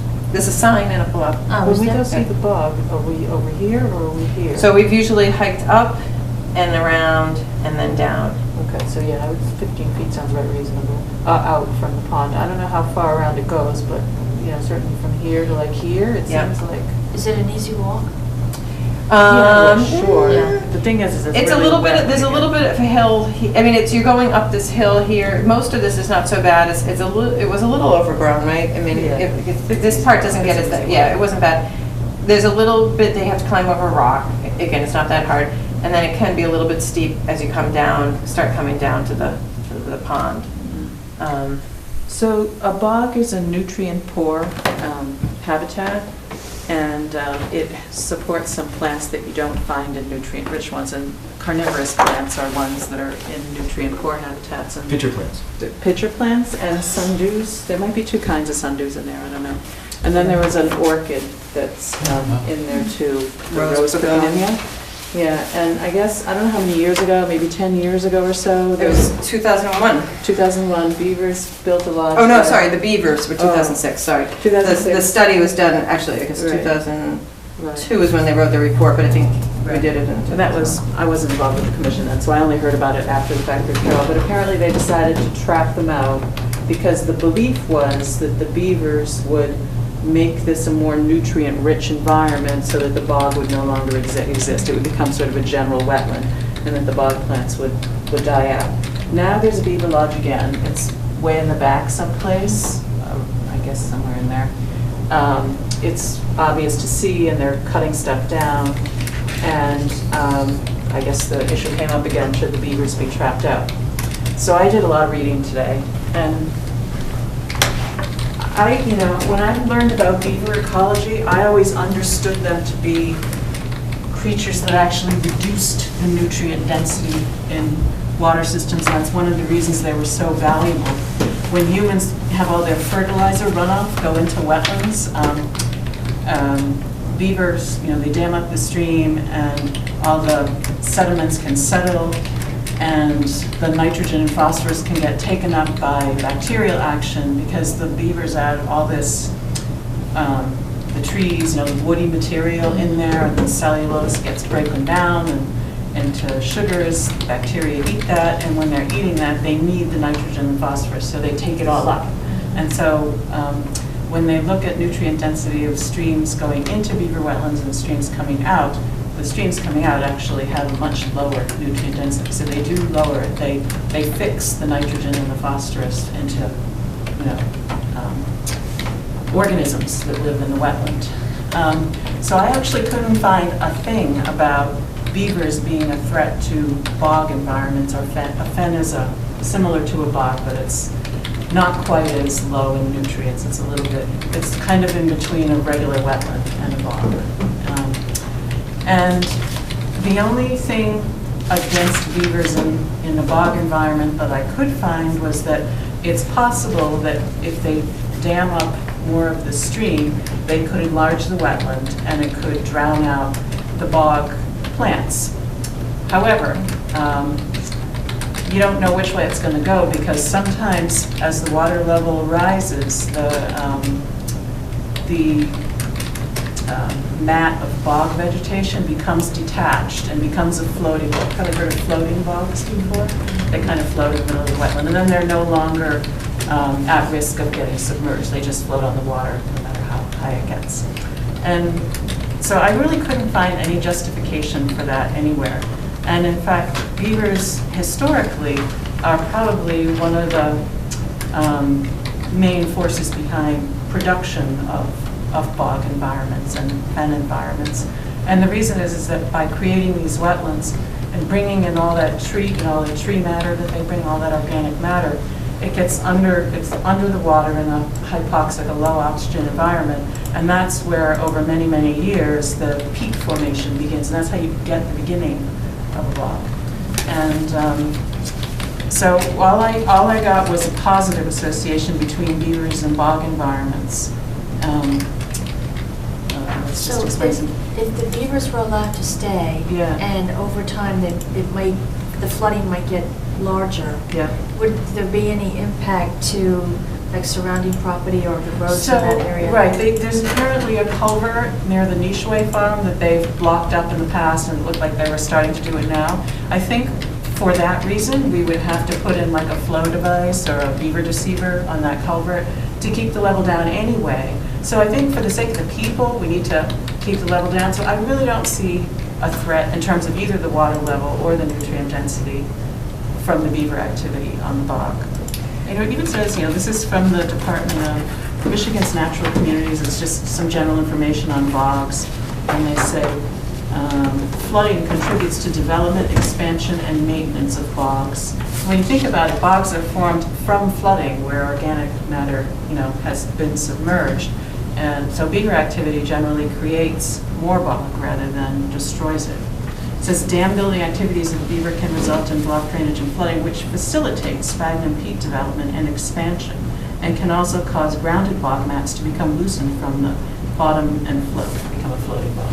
The thing I think, though, is that that's a very general statement. And so, I think you really have to look at this particular situation. And so I don't know that there's enough flow through that area, that you would maybe get, stuff continuing to flow out of it so that you're not really causing it to be more stagnant in that spot. I'm not that to me, it doesn't seem like there's a lot of flow. It's not like it's a It's not heavy really flow. dependent on flow. What the things I think we're concerned about is, so if there were no beavers there over time, nutrients from human activity. Right, but it's could also all eventually- conservation land around it, so there's not that much nutrient load. Okay, so then even more reason to not worry about the nutrient. No, but the nutrient of the beaver in the pond is what I'm saying, is that if it's not that's flowing apparent- out. I haven't found anything saying that that's what happens. I guess the reasoning was they poop in there. Their nutrients from their poop would increase the nutrient density there. But that's not, I guess it's because they bury all that material, as all the trees that they bring in there, the dam, the lodge, whatever other plant matter they bring in there, is decomposing over time, and that really eats up the nitrogen and phosphorus, which accelerates bog formation. I don't know how it could be a threat. Well, I don't know that we have to make a decision today, I guess is my point. I think people should look at it, and I think we should have, I actually think it should be studied a little bit more, because I don't think that we have a full understanding of what's really happening there. We have that one lodge, and so, and part of it would also be what else will happen? Are there other places along that stream that are going to get blocked up, and is it going to change other areas, not just at the culvert? I think we should just try to look at the big picture. And I'm not promoting one way or another. I am supportive of what we did the last time, which was to have the beaver removed, and they only came back 7 or 8 years later. But I'm not saying that it has to be that way, but I'd like to understand it a little bit more than just the general stuff, because I've read the same stuff pretty much. I did some reading today too, and I don't disagree that they've been instrumental in creating bogs, and that, but I don't know that, I think that it would be good to try to get a little bit more of a specific answer to that. So the only other thing that I can tell you that I did today is I called Beaver Solutions, who we've used to put into flow pipes. I didn't talk to them about putting them in there particularly, because, again, we'd have to look at where the land ownership is and where it would make sense to have pipes, because, we haven't talked to the Nishways at this point. But I did ask him if he knew of any other towns or any other people who have sort of dealt with a similar kind of question or an issue. And they have a forum, so they have a beaver management forum that through Facebook, they have a group. So he said he put out the question, and so he put out the question, and one person posted a bunch of stuff, And it was more along the lines of just very general stuff about bogs and, you know, how they work with beaver and stuff, but it still didn't really seem to answer the question so much. And it may be that, you know, it may be that the decision is that we want to have it studied, you know, that do we want to actually have some baseline information taken today and leave the beaver and take a look at the downstream stuff? Absolutely. I mean, I think it would be very, you know, educational for us all in the town to, you know, all the more reason to create the, what were we talking about, the landing there, so people could see the, Yeah. you know, a trail or something for people to stand on and look at the bog vegetation, which is really unusual. Are there and other see over instances of bog vegetation in town like that? You know, Is this the only spot? So all I know is Scott Duhame told me that he found bog plants behind their house somewhere. So I've never seen- behind his house is Hog Swamp, so which is between Ramble Road, where we walked for the pipeline walk, and then it's cut off by what's that road? Berlin Road, I think, and then goes over to the other side of Berlin Road, which is where Lamson's property is, right? We've been talking about, and then to 495. So there's a huge hog swamp area, you know, that more than likely could have some bog community in it, but it is a huge swamp, and I've never walked a lot of it, I have to say. This is the only property that is in our book, like our town book about properties, you know, it mentions it, and it may be the only one that's remotely accessible, like, you know, when I first met with Janet, we both had to fall in, basically, to, you know, enjoy it to the fullest. But so it's not an easy thing to get to see, like, you really kind of have to, you know, go at the right time of the year, or have the right, at least 9 hours. chest waders on in order to be able to kind You of get sent through the out some muck. beautiful pictures. Yeah. Okay. Yeah. Last year, I remember, the plants were very unusual. Oh, did I? Yeah, they were Forgot. gorgeous. They were. Yeah, we had both taken a ton of them, so, Yeah, I mean, awesome. I don't remember, I knew we shared them with each other, but, so, anyway, I don't know for sure. I wouldn't doubt that there's someplace in Hog Swamp that may have something like that, but, you know, this is the only one that's sort of documented. So, when Sunset Ridge was going in, one of the concerns was, you know, from that added nutrient load, and because there was going to be a septic system. And at the time, we had some kids from Minuteman go out and do some baseline studies. They did some, I don't even know offhand what they took for water samples, but they did some water sampling in the pond. So, I mean, we would have some baseline stuff somewhere. I'd have to find where the information is. But and so I don't think we've ever done anything downstream, you know, like on Nishways. Now once you get past Sawyer, they do agricultural use, so you'd really want to get it right at the outfall, probably, or it's somewhere also along the stream. And what was I going to say? And then the reason we kind of came across this was because the trail committee group, we've been trying to explore expanding the trail that goes between West Berlin and Wattaquatic out to Sawyer. And so our property goes almost to Sawyer, like it's within like 5 feet. You can almost jump from our property, it looks like, but it doesn't quite go out to the road, right, you know, to the road. So that's the pavement, so who knows, you know, anyway. But and I don't know if any of you, Maria, if you were on the commission or not, but there was a property, actually Scott Duhame was still the chairman at the time, that was owned by the Taylors on West Berlin Road, down by Sawyer Road. And they were putting in a common driveway with 4 lots. And it was kind of negotiated through the trust that they put a conservation restriction on the back of the back 2 lots that were backland lots. And they gave us about an acre of land off of West Berlin that gave us access to our parcel. When they did that, there was a little bit of dispute between one of the neighbors. They claimed that the survey wasn't accurate and correct, but it was done, I think, a couple of times, and it was not found to be different when they did it the second time or whatever. So anyway, the exploration of the trail group was sort of looking at this area, and they said, you know, we came across, it looks like, you know, there's beaver activity up in there. So anyway, I'm just throwing that out as that one of the things that we've also been trying to do is connect that area, because as you go over to Sawyer Road, you then can get into the whole Randall Road area, or you get into the whole area that takes you behind Shartner and Nishwe and into Fifeshire. So it is an important connective piece from a trails perspective. So I would just throw that into the mix of when we're looking at what potentially big long-term, flooding might occur.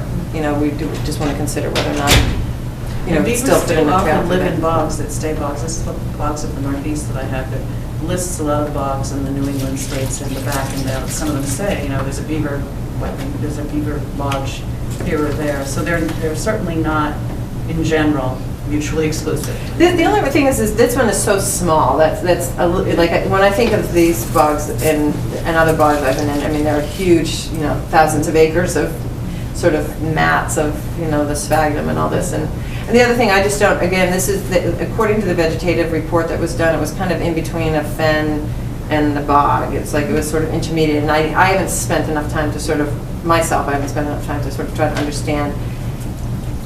One of them is more nutrient poor, and the other one's less. The bog is the most nutrient poor. Right. And the fen, as you get closer to a fen, it's getting more nutrient. Right. And so this one was kind of called in between, and they called it an acidic shrub fen. And so again, it's getting into nuances that I'm not that familiar with myself. So I guess I would like to know more, again, about the size and the actual ability of these plants, the tolerance to some degree. So I don't know where we'd go from there. Like, as I said, so when we did the water sampling before, that was just through Minuteman Vocational School. But I don't know if it would need somebody with a little, and then Horsley and Witten, who we've used for our engineering, they're the ones who did the vegetative analysis. So I don't know if we need somebody sort of more in between, or if there's a school, or somebody studying something that we would, could try to tap into. I'm dying to know, what are the carnivorous plants? What do they eat? Bugs? Yeah, bugs. Just Yes. bugs. But Do you ever see them, like, catch? Well, a pitcher plant. You can in look down shades, in, yeah. It's really cool. If you look real close under like a microscope or actually hold up a magnifying glass, you see all the hairs pointing down into the Yeah. pitcher part. Yeah. There's a little bit of like really acidic fluid at the bottom. So and I was trying to think of how the flies, they slip, and you can, I saw a video where you can see the flies like trying to. Oh, to get back. Yeah, and then I think their wings might get coated by something, and then they drop into this thing, and then they're doomed. That's it. And then that's, yeah. Wow. But I think most of the carnivorous plants also do photosynthesis. They actually don't need the bugs. Because I was going to say, what do they do in winter? Yeah, well, When winter there's could be probably not dormant as many anyway. insects Yeah. around. Fascinating. It is pretty cool. Are you here to talk to us? I'm here to listen. Oh, well, we've already talked about, this is Peter Ross and Rachel Ross. So we were wishing that they knew you better, so come on in. Okay. I mean, maybe we want to finish this conversation, but yeah, I didn't know. Just the agenda said 9:15. so you're Oh, probably we moved right along to our other stuff, so. Oh, I wish I'd known I could have, yeah. Anyway, so do you think that there's any schools or any people that you think we could try to reach out to that might be willing to help us? Doesn't UMass have an ag school, green school? UMass has a school. Yes, but I don't know about their ag school, whether the I don't ag know, would the ag fit. They would be doing testing of the soil and the plant vegetation and. Well, I was wondering if maybe it would make sense to have the Minutemen just come back and do a quick water This test. is UMass Amherst. Right, right.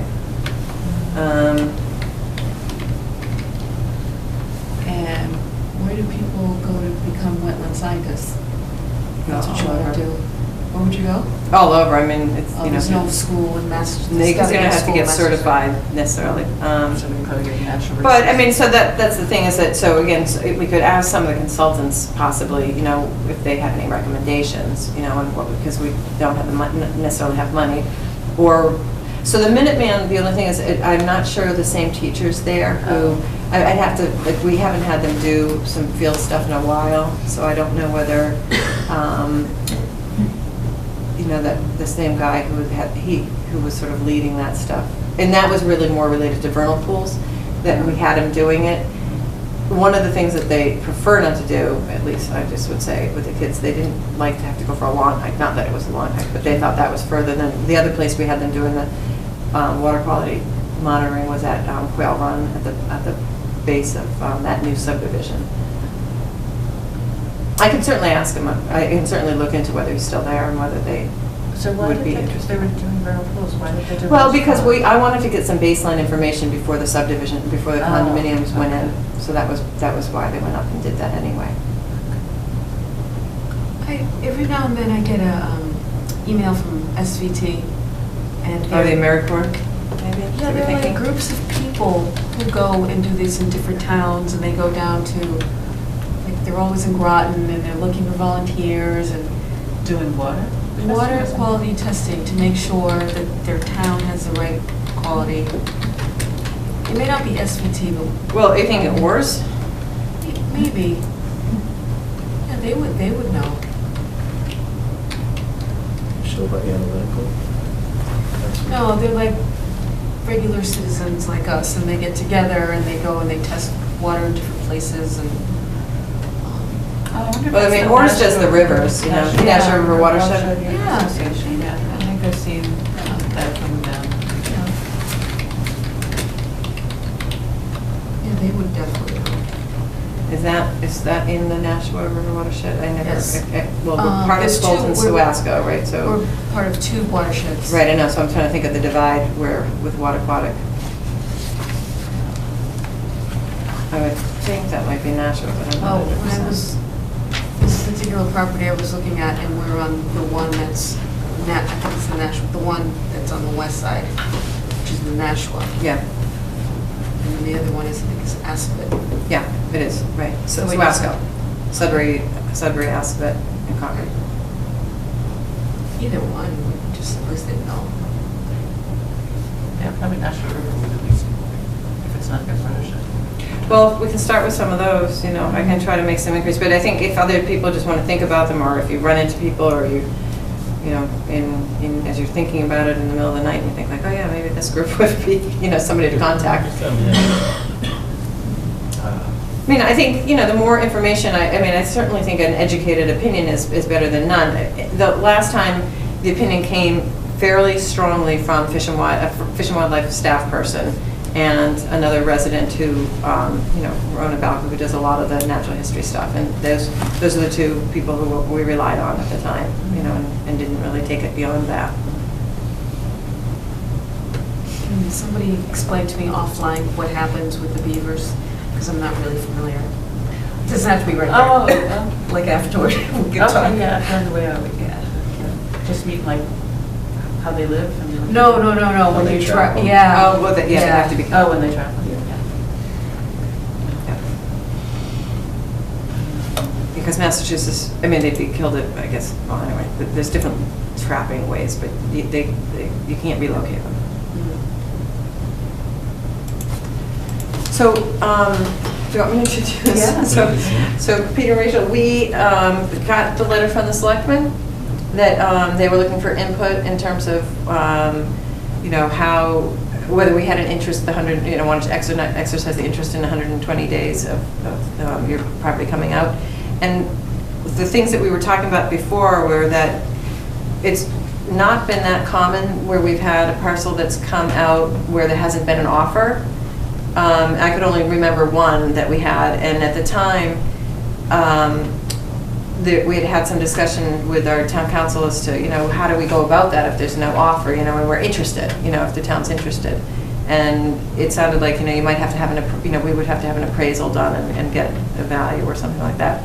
But I think everybody here was sort of saying like, oh, you know that parcel that's so beautiful, you know, that you drive by and. Walk by, it's beautiful. And so I guess part of the idea was to find out, you know, if they're, you know, what your intentions might be, you know, if you know, is it something that you're looking to try to see preserved, or you're looking eventually to sell it for, you know, income, or, you know, and so we were going to Janet was going to try to contact you offline, which is obviously you know, an opportunity if you wanted to talk more privately about it, but we were just curious more about the property and what your thoughts were.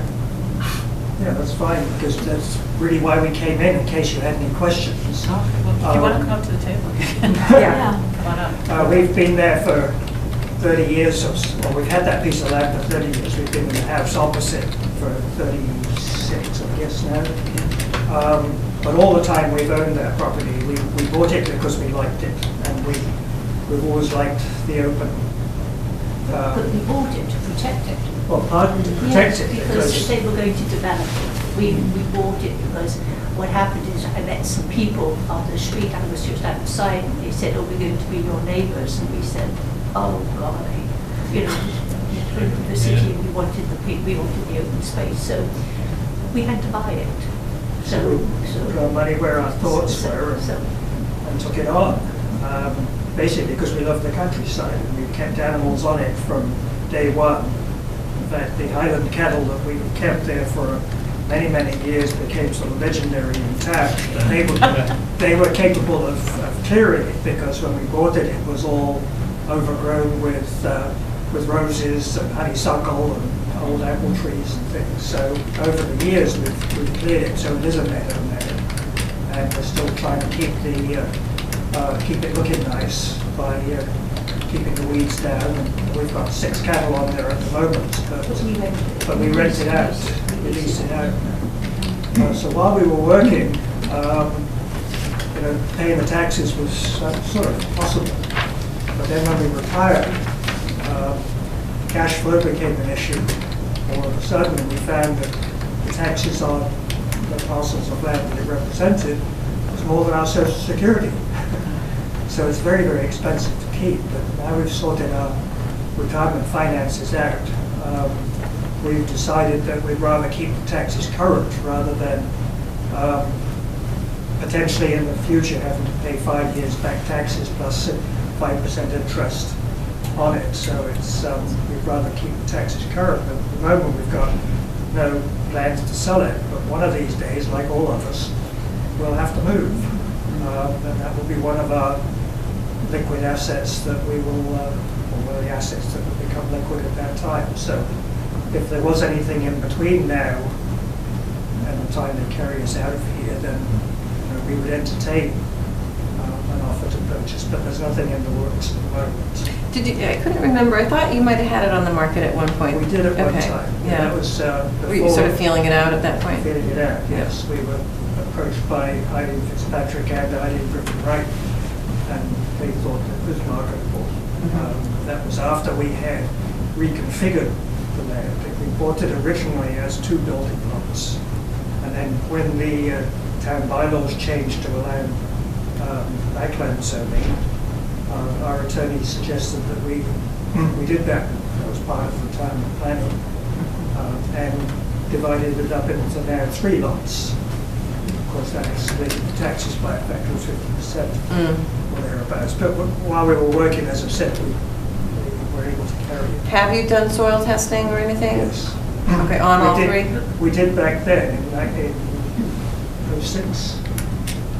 It was 08 because we missed the peak. Well, we started doing We work in started, 06, I yeah, think. probably And we did do soil testing, and we had septic systems designed and in fact wells installed too. On 2 of them. On 2 of the lots. At that time, we thought about selling 2 lots and keeping the 3rd one with the barn on ourselves. And we thought perhaps somebody might buy 1 lot and want to lease the land for horses or something like that, or animals, and we would keep that. So that was our plan in 06, but then the market went to pieces, and we didn't pursue selling it. And at that time, we started renting it to Bob Wood, who keeps the cattle on it now. So we're very pleased with him being there. He does a good job. He's a very pleasant individual, and couldn't be a better neighbour and farmer. Is he local? I don't know him. Is he local? I don't know his name. He's from Hudson. From Hudson? Yes, so he knows the area very well. His brother, I think, is the building inspector in Hudson. He's a very established Hudson family. So there's I don't see that changing. He hasn't come to us and said, given his plans, like he wants to move somewhere else, but he treats it as a small enterprise for his sake. And when we did that, we thought, oh, now we've got some revenue from it, or we've got it in a business kind of arrangement. we could take advantage of the 61A. Previously, we had kept animals on there for any kind of business purposes, just purely for our own and our neighbours and everybody else's enjoyment, because we do enjoy people coming by and enjoying it. We meet them on the road, and it's always a friendly conversation. So it's been a very gratifying experience owning it as far as the neighbourhood is concerned. When you were looking at the soil testing and all that, did you have any of the wetlands delineated as well? Yes. You did. So So you have all that kind of plans and Yes, everything? they're all delineated on Yeah. the plans and they're marked. And And that's not fenced in wetlands. No, our fencing goes almost as far as the wetlands, so we haven't allowed the animals to go into the wetlands. So that's, it is wet. There's a sort of what you call a seasonal brook that runs through it. It does dry up in the summertime, in the dry summers. But at this time of the year, particularly in the spring, it'll be quite impenetrable, quite wet. So we didn't fence that far down.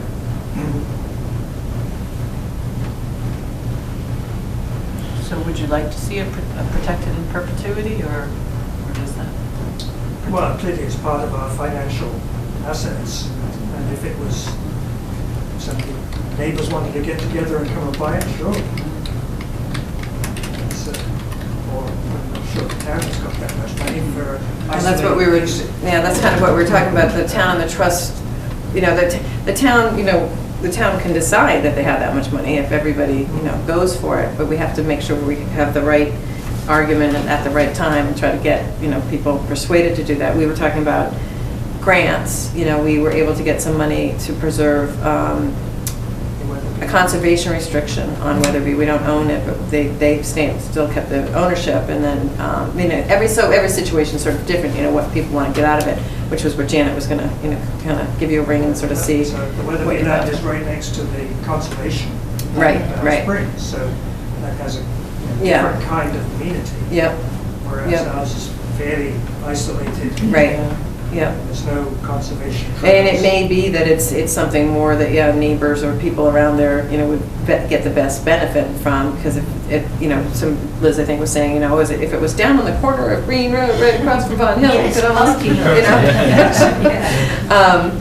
but everyone thought it was that knew it thought it was gorgeous and does love the pasture, and having grasslands is one of the things that we don't have a lot of in town in terms of our habitats, and so it really does show rural character as well, providing nice. Yes, it can be operated as a small enterprise as well. Yeah, could the town rent out, if the town were to ever buy something, could they rent it out? This is how can Like, just like they lease have? stuff, yeah. You have to go through a whole, procurement process when the town leases land, but, I forget if they don't like to call it leasing, but licensing land is how they do it. But anyway, it can be done, and it is done, I know Lincoln does it, and when I worked in Wayland, we did it. So it does. So I guess the 120 days doesn't really matter in the sense of the price, because I think it's whatever the appraised value is of the land is really kind of what you'd be looking for, and what what it would be, whether we were matching an offer or not. I mean, it would be close to. Assuming that it's buildable land, it would be, you'd be talking about buildable lots. One of the things that somebody from the Conservation Trust might be able to help with, which I don't have the expertise in, and I don't know that any of the members do, but is, when you're looking and talking about, your retirement, and so what does this mean in terms of, capital gains, and when you pay your taxes, and all these different things. Sometimes, good conservation tax attorneys can give you some good advice, and I know the trust has some people who probably are a little bit more up on that kind of thing, to say like, okay, so if we're looking, at maybe 5 years down the road, or we're looking tomorrow, or we're looking 10 years down the road, what are the variables, that kind of thing. They might be helpful that way. Because we were saying the trust, certainly we could approach the trust and ask them whether they have an interest, but they're so much tied into the town center at the moment, they don't have a lot of free cash to do a new, or energy, right, to do a new project. Then there's other organizations too, we were saying, like the Sudbury Valley Trustees, sometimes another larger land trust can help step in and hold the property, until such time as the town can afford to do it, or is, or until you can get the grants, or until you can come up with the money. But generally, they're going to want, some kind of an assurance that it's moving, like there's a positive, nod from the town to do that. But those were some things we were talking about, the things that we could explore, or, if you were conservation minded and did want to prefer to see if it could be protected at all. Well, very conservation minded. We love the conservation, the work that you and the trust do in town. So we consider that to be very much a part of Bolton, but we also have to consider our financial situation as well. But we would be prepared to work with we. If there was some ideas that were positive ideas that maybe could be spread out over a time to, I hadn't thought of, well, we thought of capital gains as being, one lump sum kind of thing, but if there's a better way of doing it, or then certainly listen to it. Yeah. So I guess my point was part of the 120 days is just sort of an arbitrary amount of time to make a decision. I don't know that we were going to hold off and not make any decision tonight because we wanted to maybe talk with you about it, but we would also, I think, if at least, again, we haven't talked about it, but if we were to make a decision tonight to say to the selectmen, look, we're not going to try to make an offer on this now within this 120-day period, but just so you know, it doesn't mean that we're not interested in this parcel. That we're just not going to wait 3 months to tell you whether we're interested in it. I mean, that would. But the 120 days is more tied into if there's an outstanding offer. Right, and that's what I was saying is that the only other one that had come up like this. Well, what I had said to them, the only other one that I could remember that came up like this, I wasn't really clear whether we really had to do it within this time frame, and the only way in my interpretation was if we did an appraisal and we made an offer based on the appraisal, but council kind of was, my recollection of it was that council didn't think that was the case, that the 100, that we really didn't have that right, necessarily. Anyway, the parcel that we did not pursue is now coming up for development. Oh, is it? Oh. Yeah. And I just said, so we're going to see it within the next couple of months. But it's been years, as well, since it came out of chapter. And some of it was the market probably as well, and some of it, there's a lot of wetlands on it. But anyway. When a piece of land is in 61A, there's I don't think it's called a lien, but there's certainly a restriction on the deeds of the property. Right. And 120 days would be the time at which we can have that taken off. And then it becomes more openly marketable. But right. As I said, there's no plan, so if you wanted longer to consider it.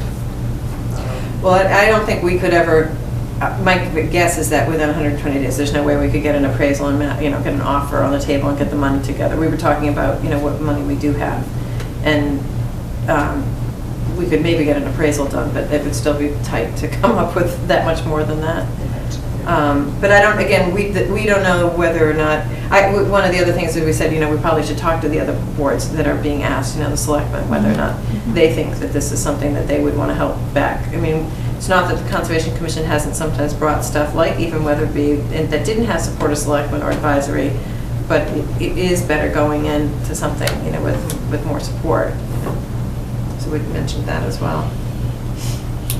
So there's no, as far as your deliberations are concerned, there's no, the 120 days is not germane, so to speak. Well, we didn't know until we had a conversation with you, so we were going to just wait at this point so that we could have that kind of conversation. Yeah, we're not in a hurry. Yeah. Just want to get things simplified in our own asset management, so to speak. Yeah. Is there a timeline that you envision for what you might do, or? Well, we're in our 70s now, and I don't know how long we'll stay fit for, but we'll have to start downsizing someday, as we all will. It's property that we, on our side, well, on the house side of the road is also fairly large, and that's getting to be quite difficult for us to manage. We already get some help with lawn mowing and snow plowing. We're very sort of Yankee-minded. We've been very independent all these 30+ years, doing everything ourselves, and now it's a new experience to get help to do this maintenance work, etc. So we're going to play it as it goes, but we're probably talking 5 to 10 years when we turn 80. We'll still be able to live in a property like that, or do we need Depends on anything? health. It depends on our health. A lot depends on health and how Okay, how stricken fit you down. are. You know, what your mind wants and what your body can do will make sort of veer, they may take different routes. Yes. You know, every year when they start snow shoveling, you sort of think, I think this is heavier than it was. Yeah, especially that wet stuff. It wasn't even a lot, but it was heavy. Sunday morning, whatever it was. Yeah. Yes. So- I ask only because some of the land grants and things we're looking at, there's, might be a year timeline when you can move things around, so that's why I ask. But what would you happen, what would you imagine doing with it? Because it Well, reverts very quickly to... If it was Janet, she likes it just the way it is, pretty much. Yeah, but it It doesn't- reverts very doesn't quickly stay to wild Yeah. animals. Yeah. You know, it really does, that when we got laid off, we realized that our risks were much higher with the cows, because the cows were ours and we used to just feed them and go to work, and they were all right, but you suddenly realize when you're back here that you have a liability. So then we had sheep, and sheep didn't work out because we had a dog worrying problem.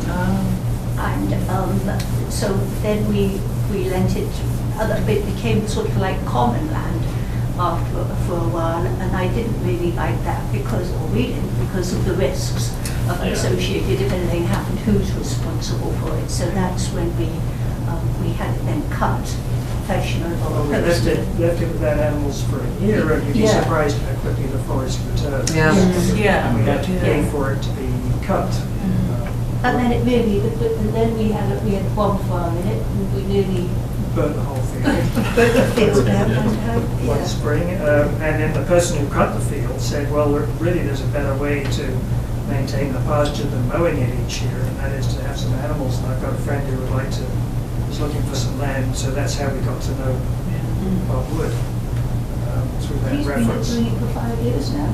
It's 5 years. It's 5 years, so Yeah. really the land is better if it's got animals on it. It really is the best way to maintain a piece of land. The grass just came back naturally from being totally overgrown when we took it over. That's nice. That's Which is good. amazing. So, There are a lot of if things that somebody wanted to keep animals there for forever, that would be just perfect with us. You know what? 61A enables. And the neighbours. And the neighbours. And the neighbours, Right. yeah. Because one of our neighbours is Amy. Yes, right, right. I know, I've looked at from her window. Have you? Yeah, it's a nice view. Yes. Yeah. And from the other side too. Yeah, So we've got very nice neighbours. yeah. Yeah, that would be a good destiny for it. I don't know if there's not another model of that kind of usage in town. I don't think, where you've got a piece of land that's populated by animals and not people using it as trails. So I think, the initial reaction here was like, oh, what a nice piece of property, we'd love to, see it preserved. How could we consider it, what are the implications, when would we have to, take it on, or that kind of thing. So you've answered a lot of things like about that for now, but I think probably the next steps would be to talk with other groups, whether to talk to the trust and talk to, some of the larger land trusts, just in terms of, what's, financially doable these days, can they help out in any other ways, what's the perspective. So we're going into a new government, we don't know what the funding will be. Yes. So we're not really sure from the grant perspective, this year will be better, or will it be better in, a couple of years once they've paid the deficit, so there's a lot of, things that we don't know yet either. And so I guess, obviously the reaction is that, if somebody came and offered you, all the money you needed and they were going to preserve it, and then that might be as good as anything, right? Sure. the other, the other options too are looking at, is there an opportunity to still, preserve it with a restriction and, as you said, maybe sell one lot, or something like that. Is there some weight, that can still be preserved? Again, I don't know. I haven't looked at it that much since we got the letter, but those are things that, we should explore. Yeah, once we may get faced with a situation where demand goes sky high again for land and somebody comes along Yeah. and wants to buy it. We used to get letters in the mail. Yeah, I know. A lot of. I know Bolton Spring Farm. Lori Stevenson. She's on the commission. She's been working all this past 6 months full time, so she hasn't been able to be here. But she would tell us all the times the letters that they would get, for their land. And I've tried it myself. I haven't had good responses yet, but I've sent some letters to some of the people in town and said, "What are you thinking of doing?" Yeah, if somebody came along and wanted to put 40B development on there, we'd say, "Hey, wait a minute." Yeah. But if it was, somebody else or somebody got referred to us, then we would consider their offer anyway. But I think it would be, we know all the people in town fairly well, but we would certainly make you aware of it. Yeah. So I think we should hold off this meeting, try to talk to some of the other groups a little bit between now and the next meeting and get a sense of whether at least we want to try to help them pursue preserving it, which I don't, even if we, the town, weren't able to protect it, but somebody else was able to work with you on that. I mean, the end goal would be to try to preserve it, sounds like in your end, if you could meet your financial obligations. And, and that's sort of, sometimes that's better done a little offline, getting some amounts, you don't have to tell everybody what you're looking for. When you talk with a trust or something, it doesn't have to be part of a whole public meeting, so that may be something that's helpful. Okay. And then we can, if at the next meeting things are looking like, everyone's still wants to try to pursue working on it, but don't care about the 120 days. As I said, I don't know that there's a reason to hold off on our decision, so long as we let the selectmen know we're interested in the parcel. We're interested in seeing it preserved for its, that open pasture, rural, semi-rural character that we love. Okay, so in the future, if you want us to come in, we will. We'll join hands with you and just give us a call or put us on the agenda. Yeah, after we talk, I'll try to talk to somebody at the trust and somebody at SVT and see if there's a way of, meeting with some people offline that would help think about other options that maybe we haven't even mentioned, just that they know it better than we might. Okay. And again, it doesn't mean we wouldn't necessarily next year look to bring it to town meeting if we figured out a way that, would make it work. This year town meeting would be kind of tight to put something together because the warrant's already kind of closed, so they wouldn't love us if we did. But I think it would be, it's certainly a nice piece to look at. Let's consider. Okay. Yeah, so I'm glad you came in. Thank you. Thank you. Bye for now. Bye. Bye-bye.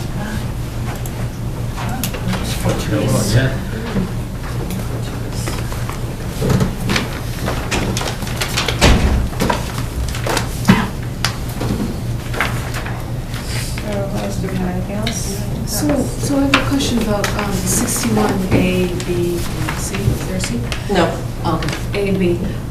61, 61A and 61B. Okay. Yeah. Those are maintained by the state. No. Oh, by the town? What do you mean maintain? Well, the communication as to working. They work with the assessors. Okay, but for the town. But there's Because, state laws though. They're state laws, but they Right. work with the assessors, so they file an application with the Board of Assessors to be in the Chapter 61 program, 61, 61A, or 61B. and is there a way to, do we have an ongoing dialogue with the owners? So that we would know, like in the future, if others come up? Not necessarily. I mean, Like, you know them personally from, well, some of them, Some not of them, all of right, them. I mean, I have a right. file on things, and it's Right. in the open space and recreation plan, what parcels are in Chapter 6, but again, that's old. So that's part of the thing that needs to be updated, Some of the parcels have come out. Some of them have changed from 61 to 61A, as they say, whatever they may have had it in. Or So, And I can't say that I know that the trust has an ongoing dialogue with all of them. They may have an ongoing dialogue with some of them. Just curious because it would help with planning. You know, Yep. if you every 2 years you check in, or just, I don't know, if there's some way. Just wanted to. Yep, that would be great. Anything else? I think we're done. Wow. Adjourned. 9:37.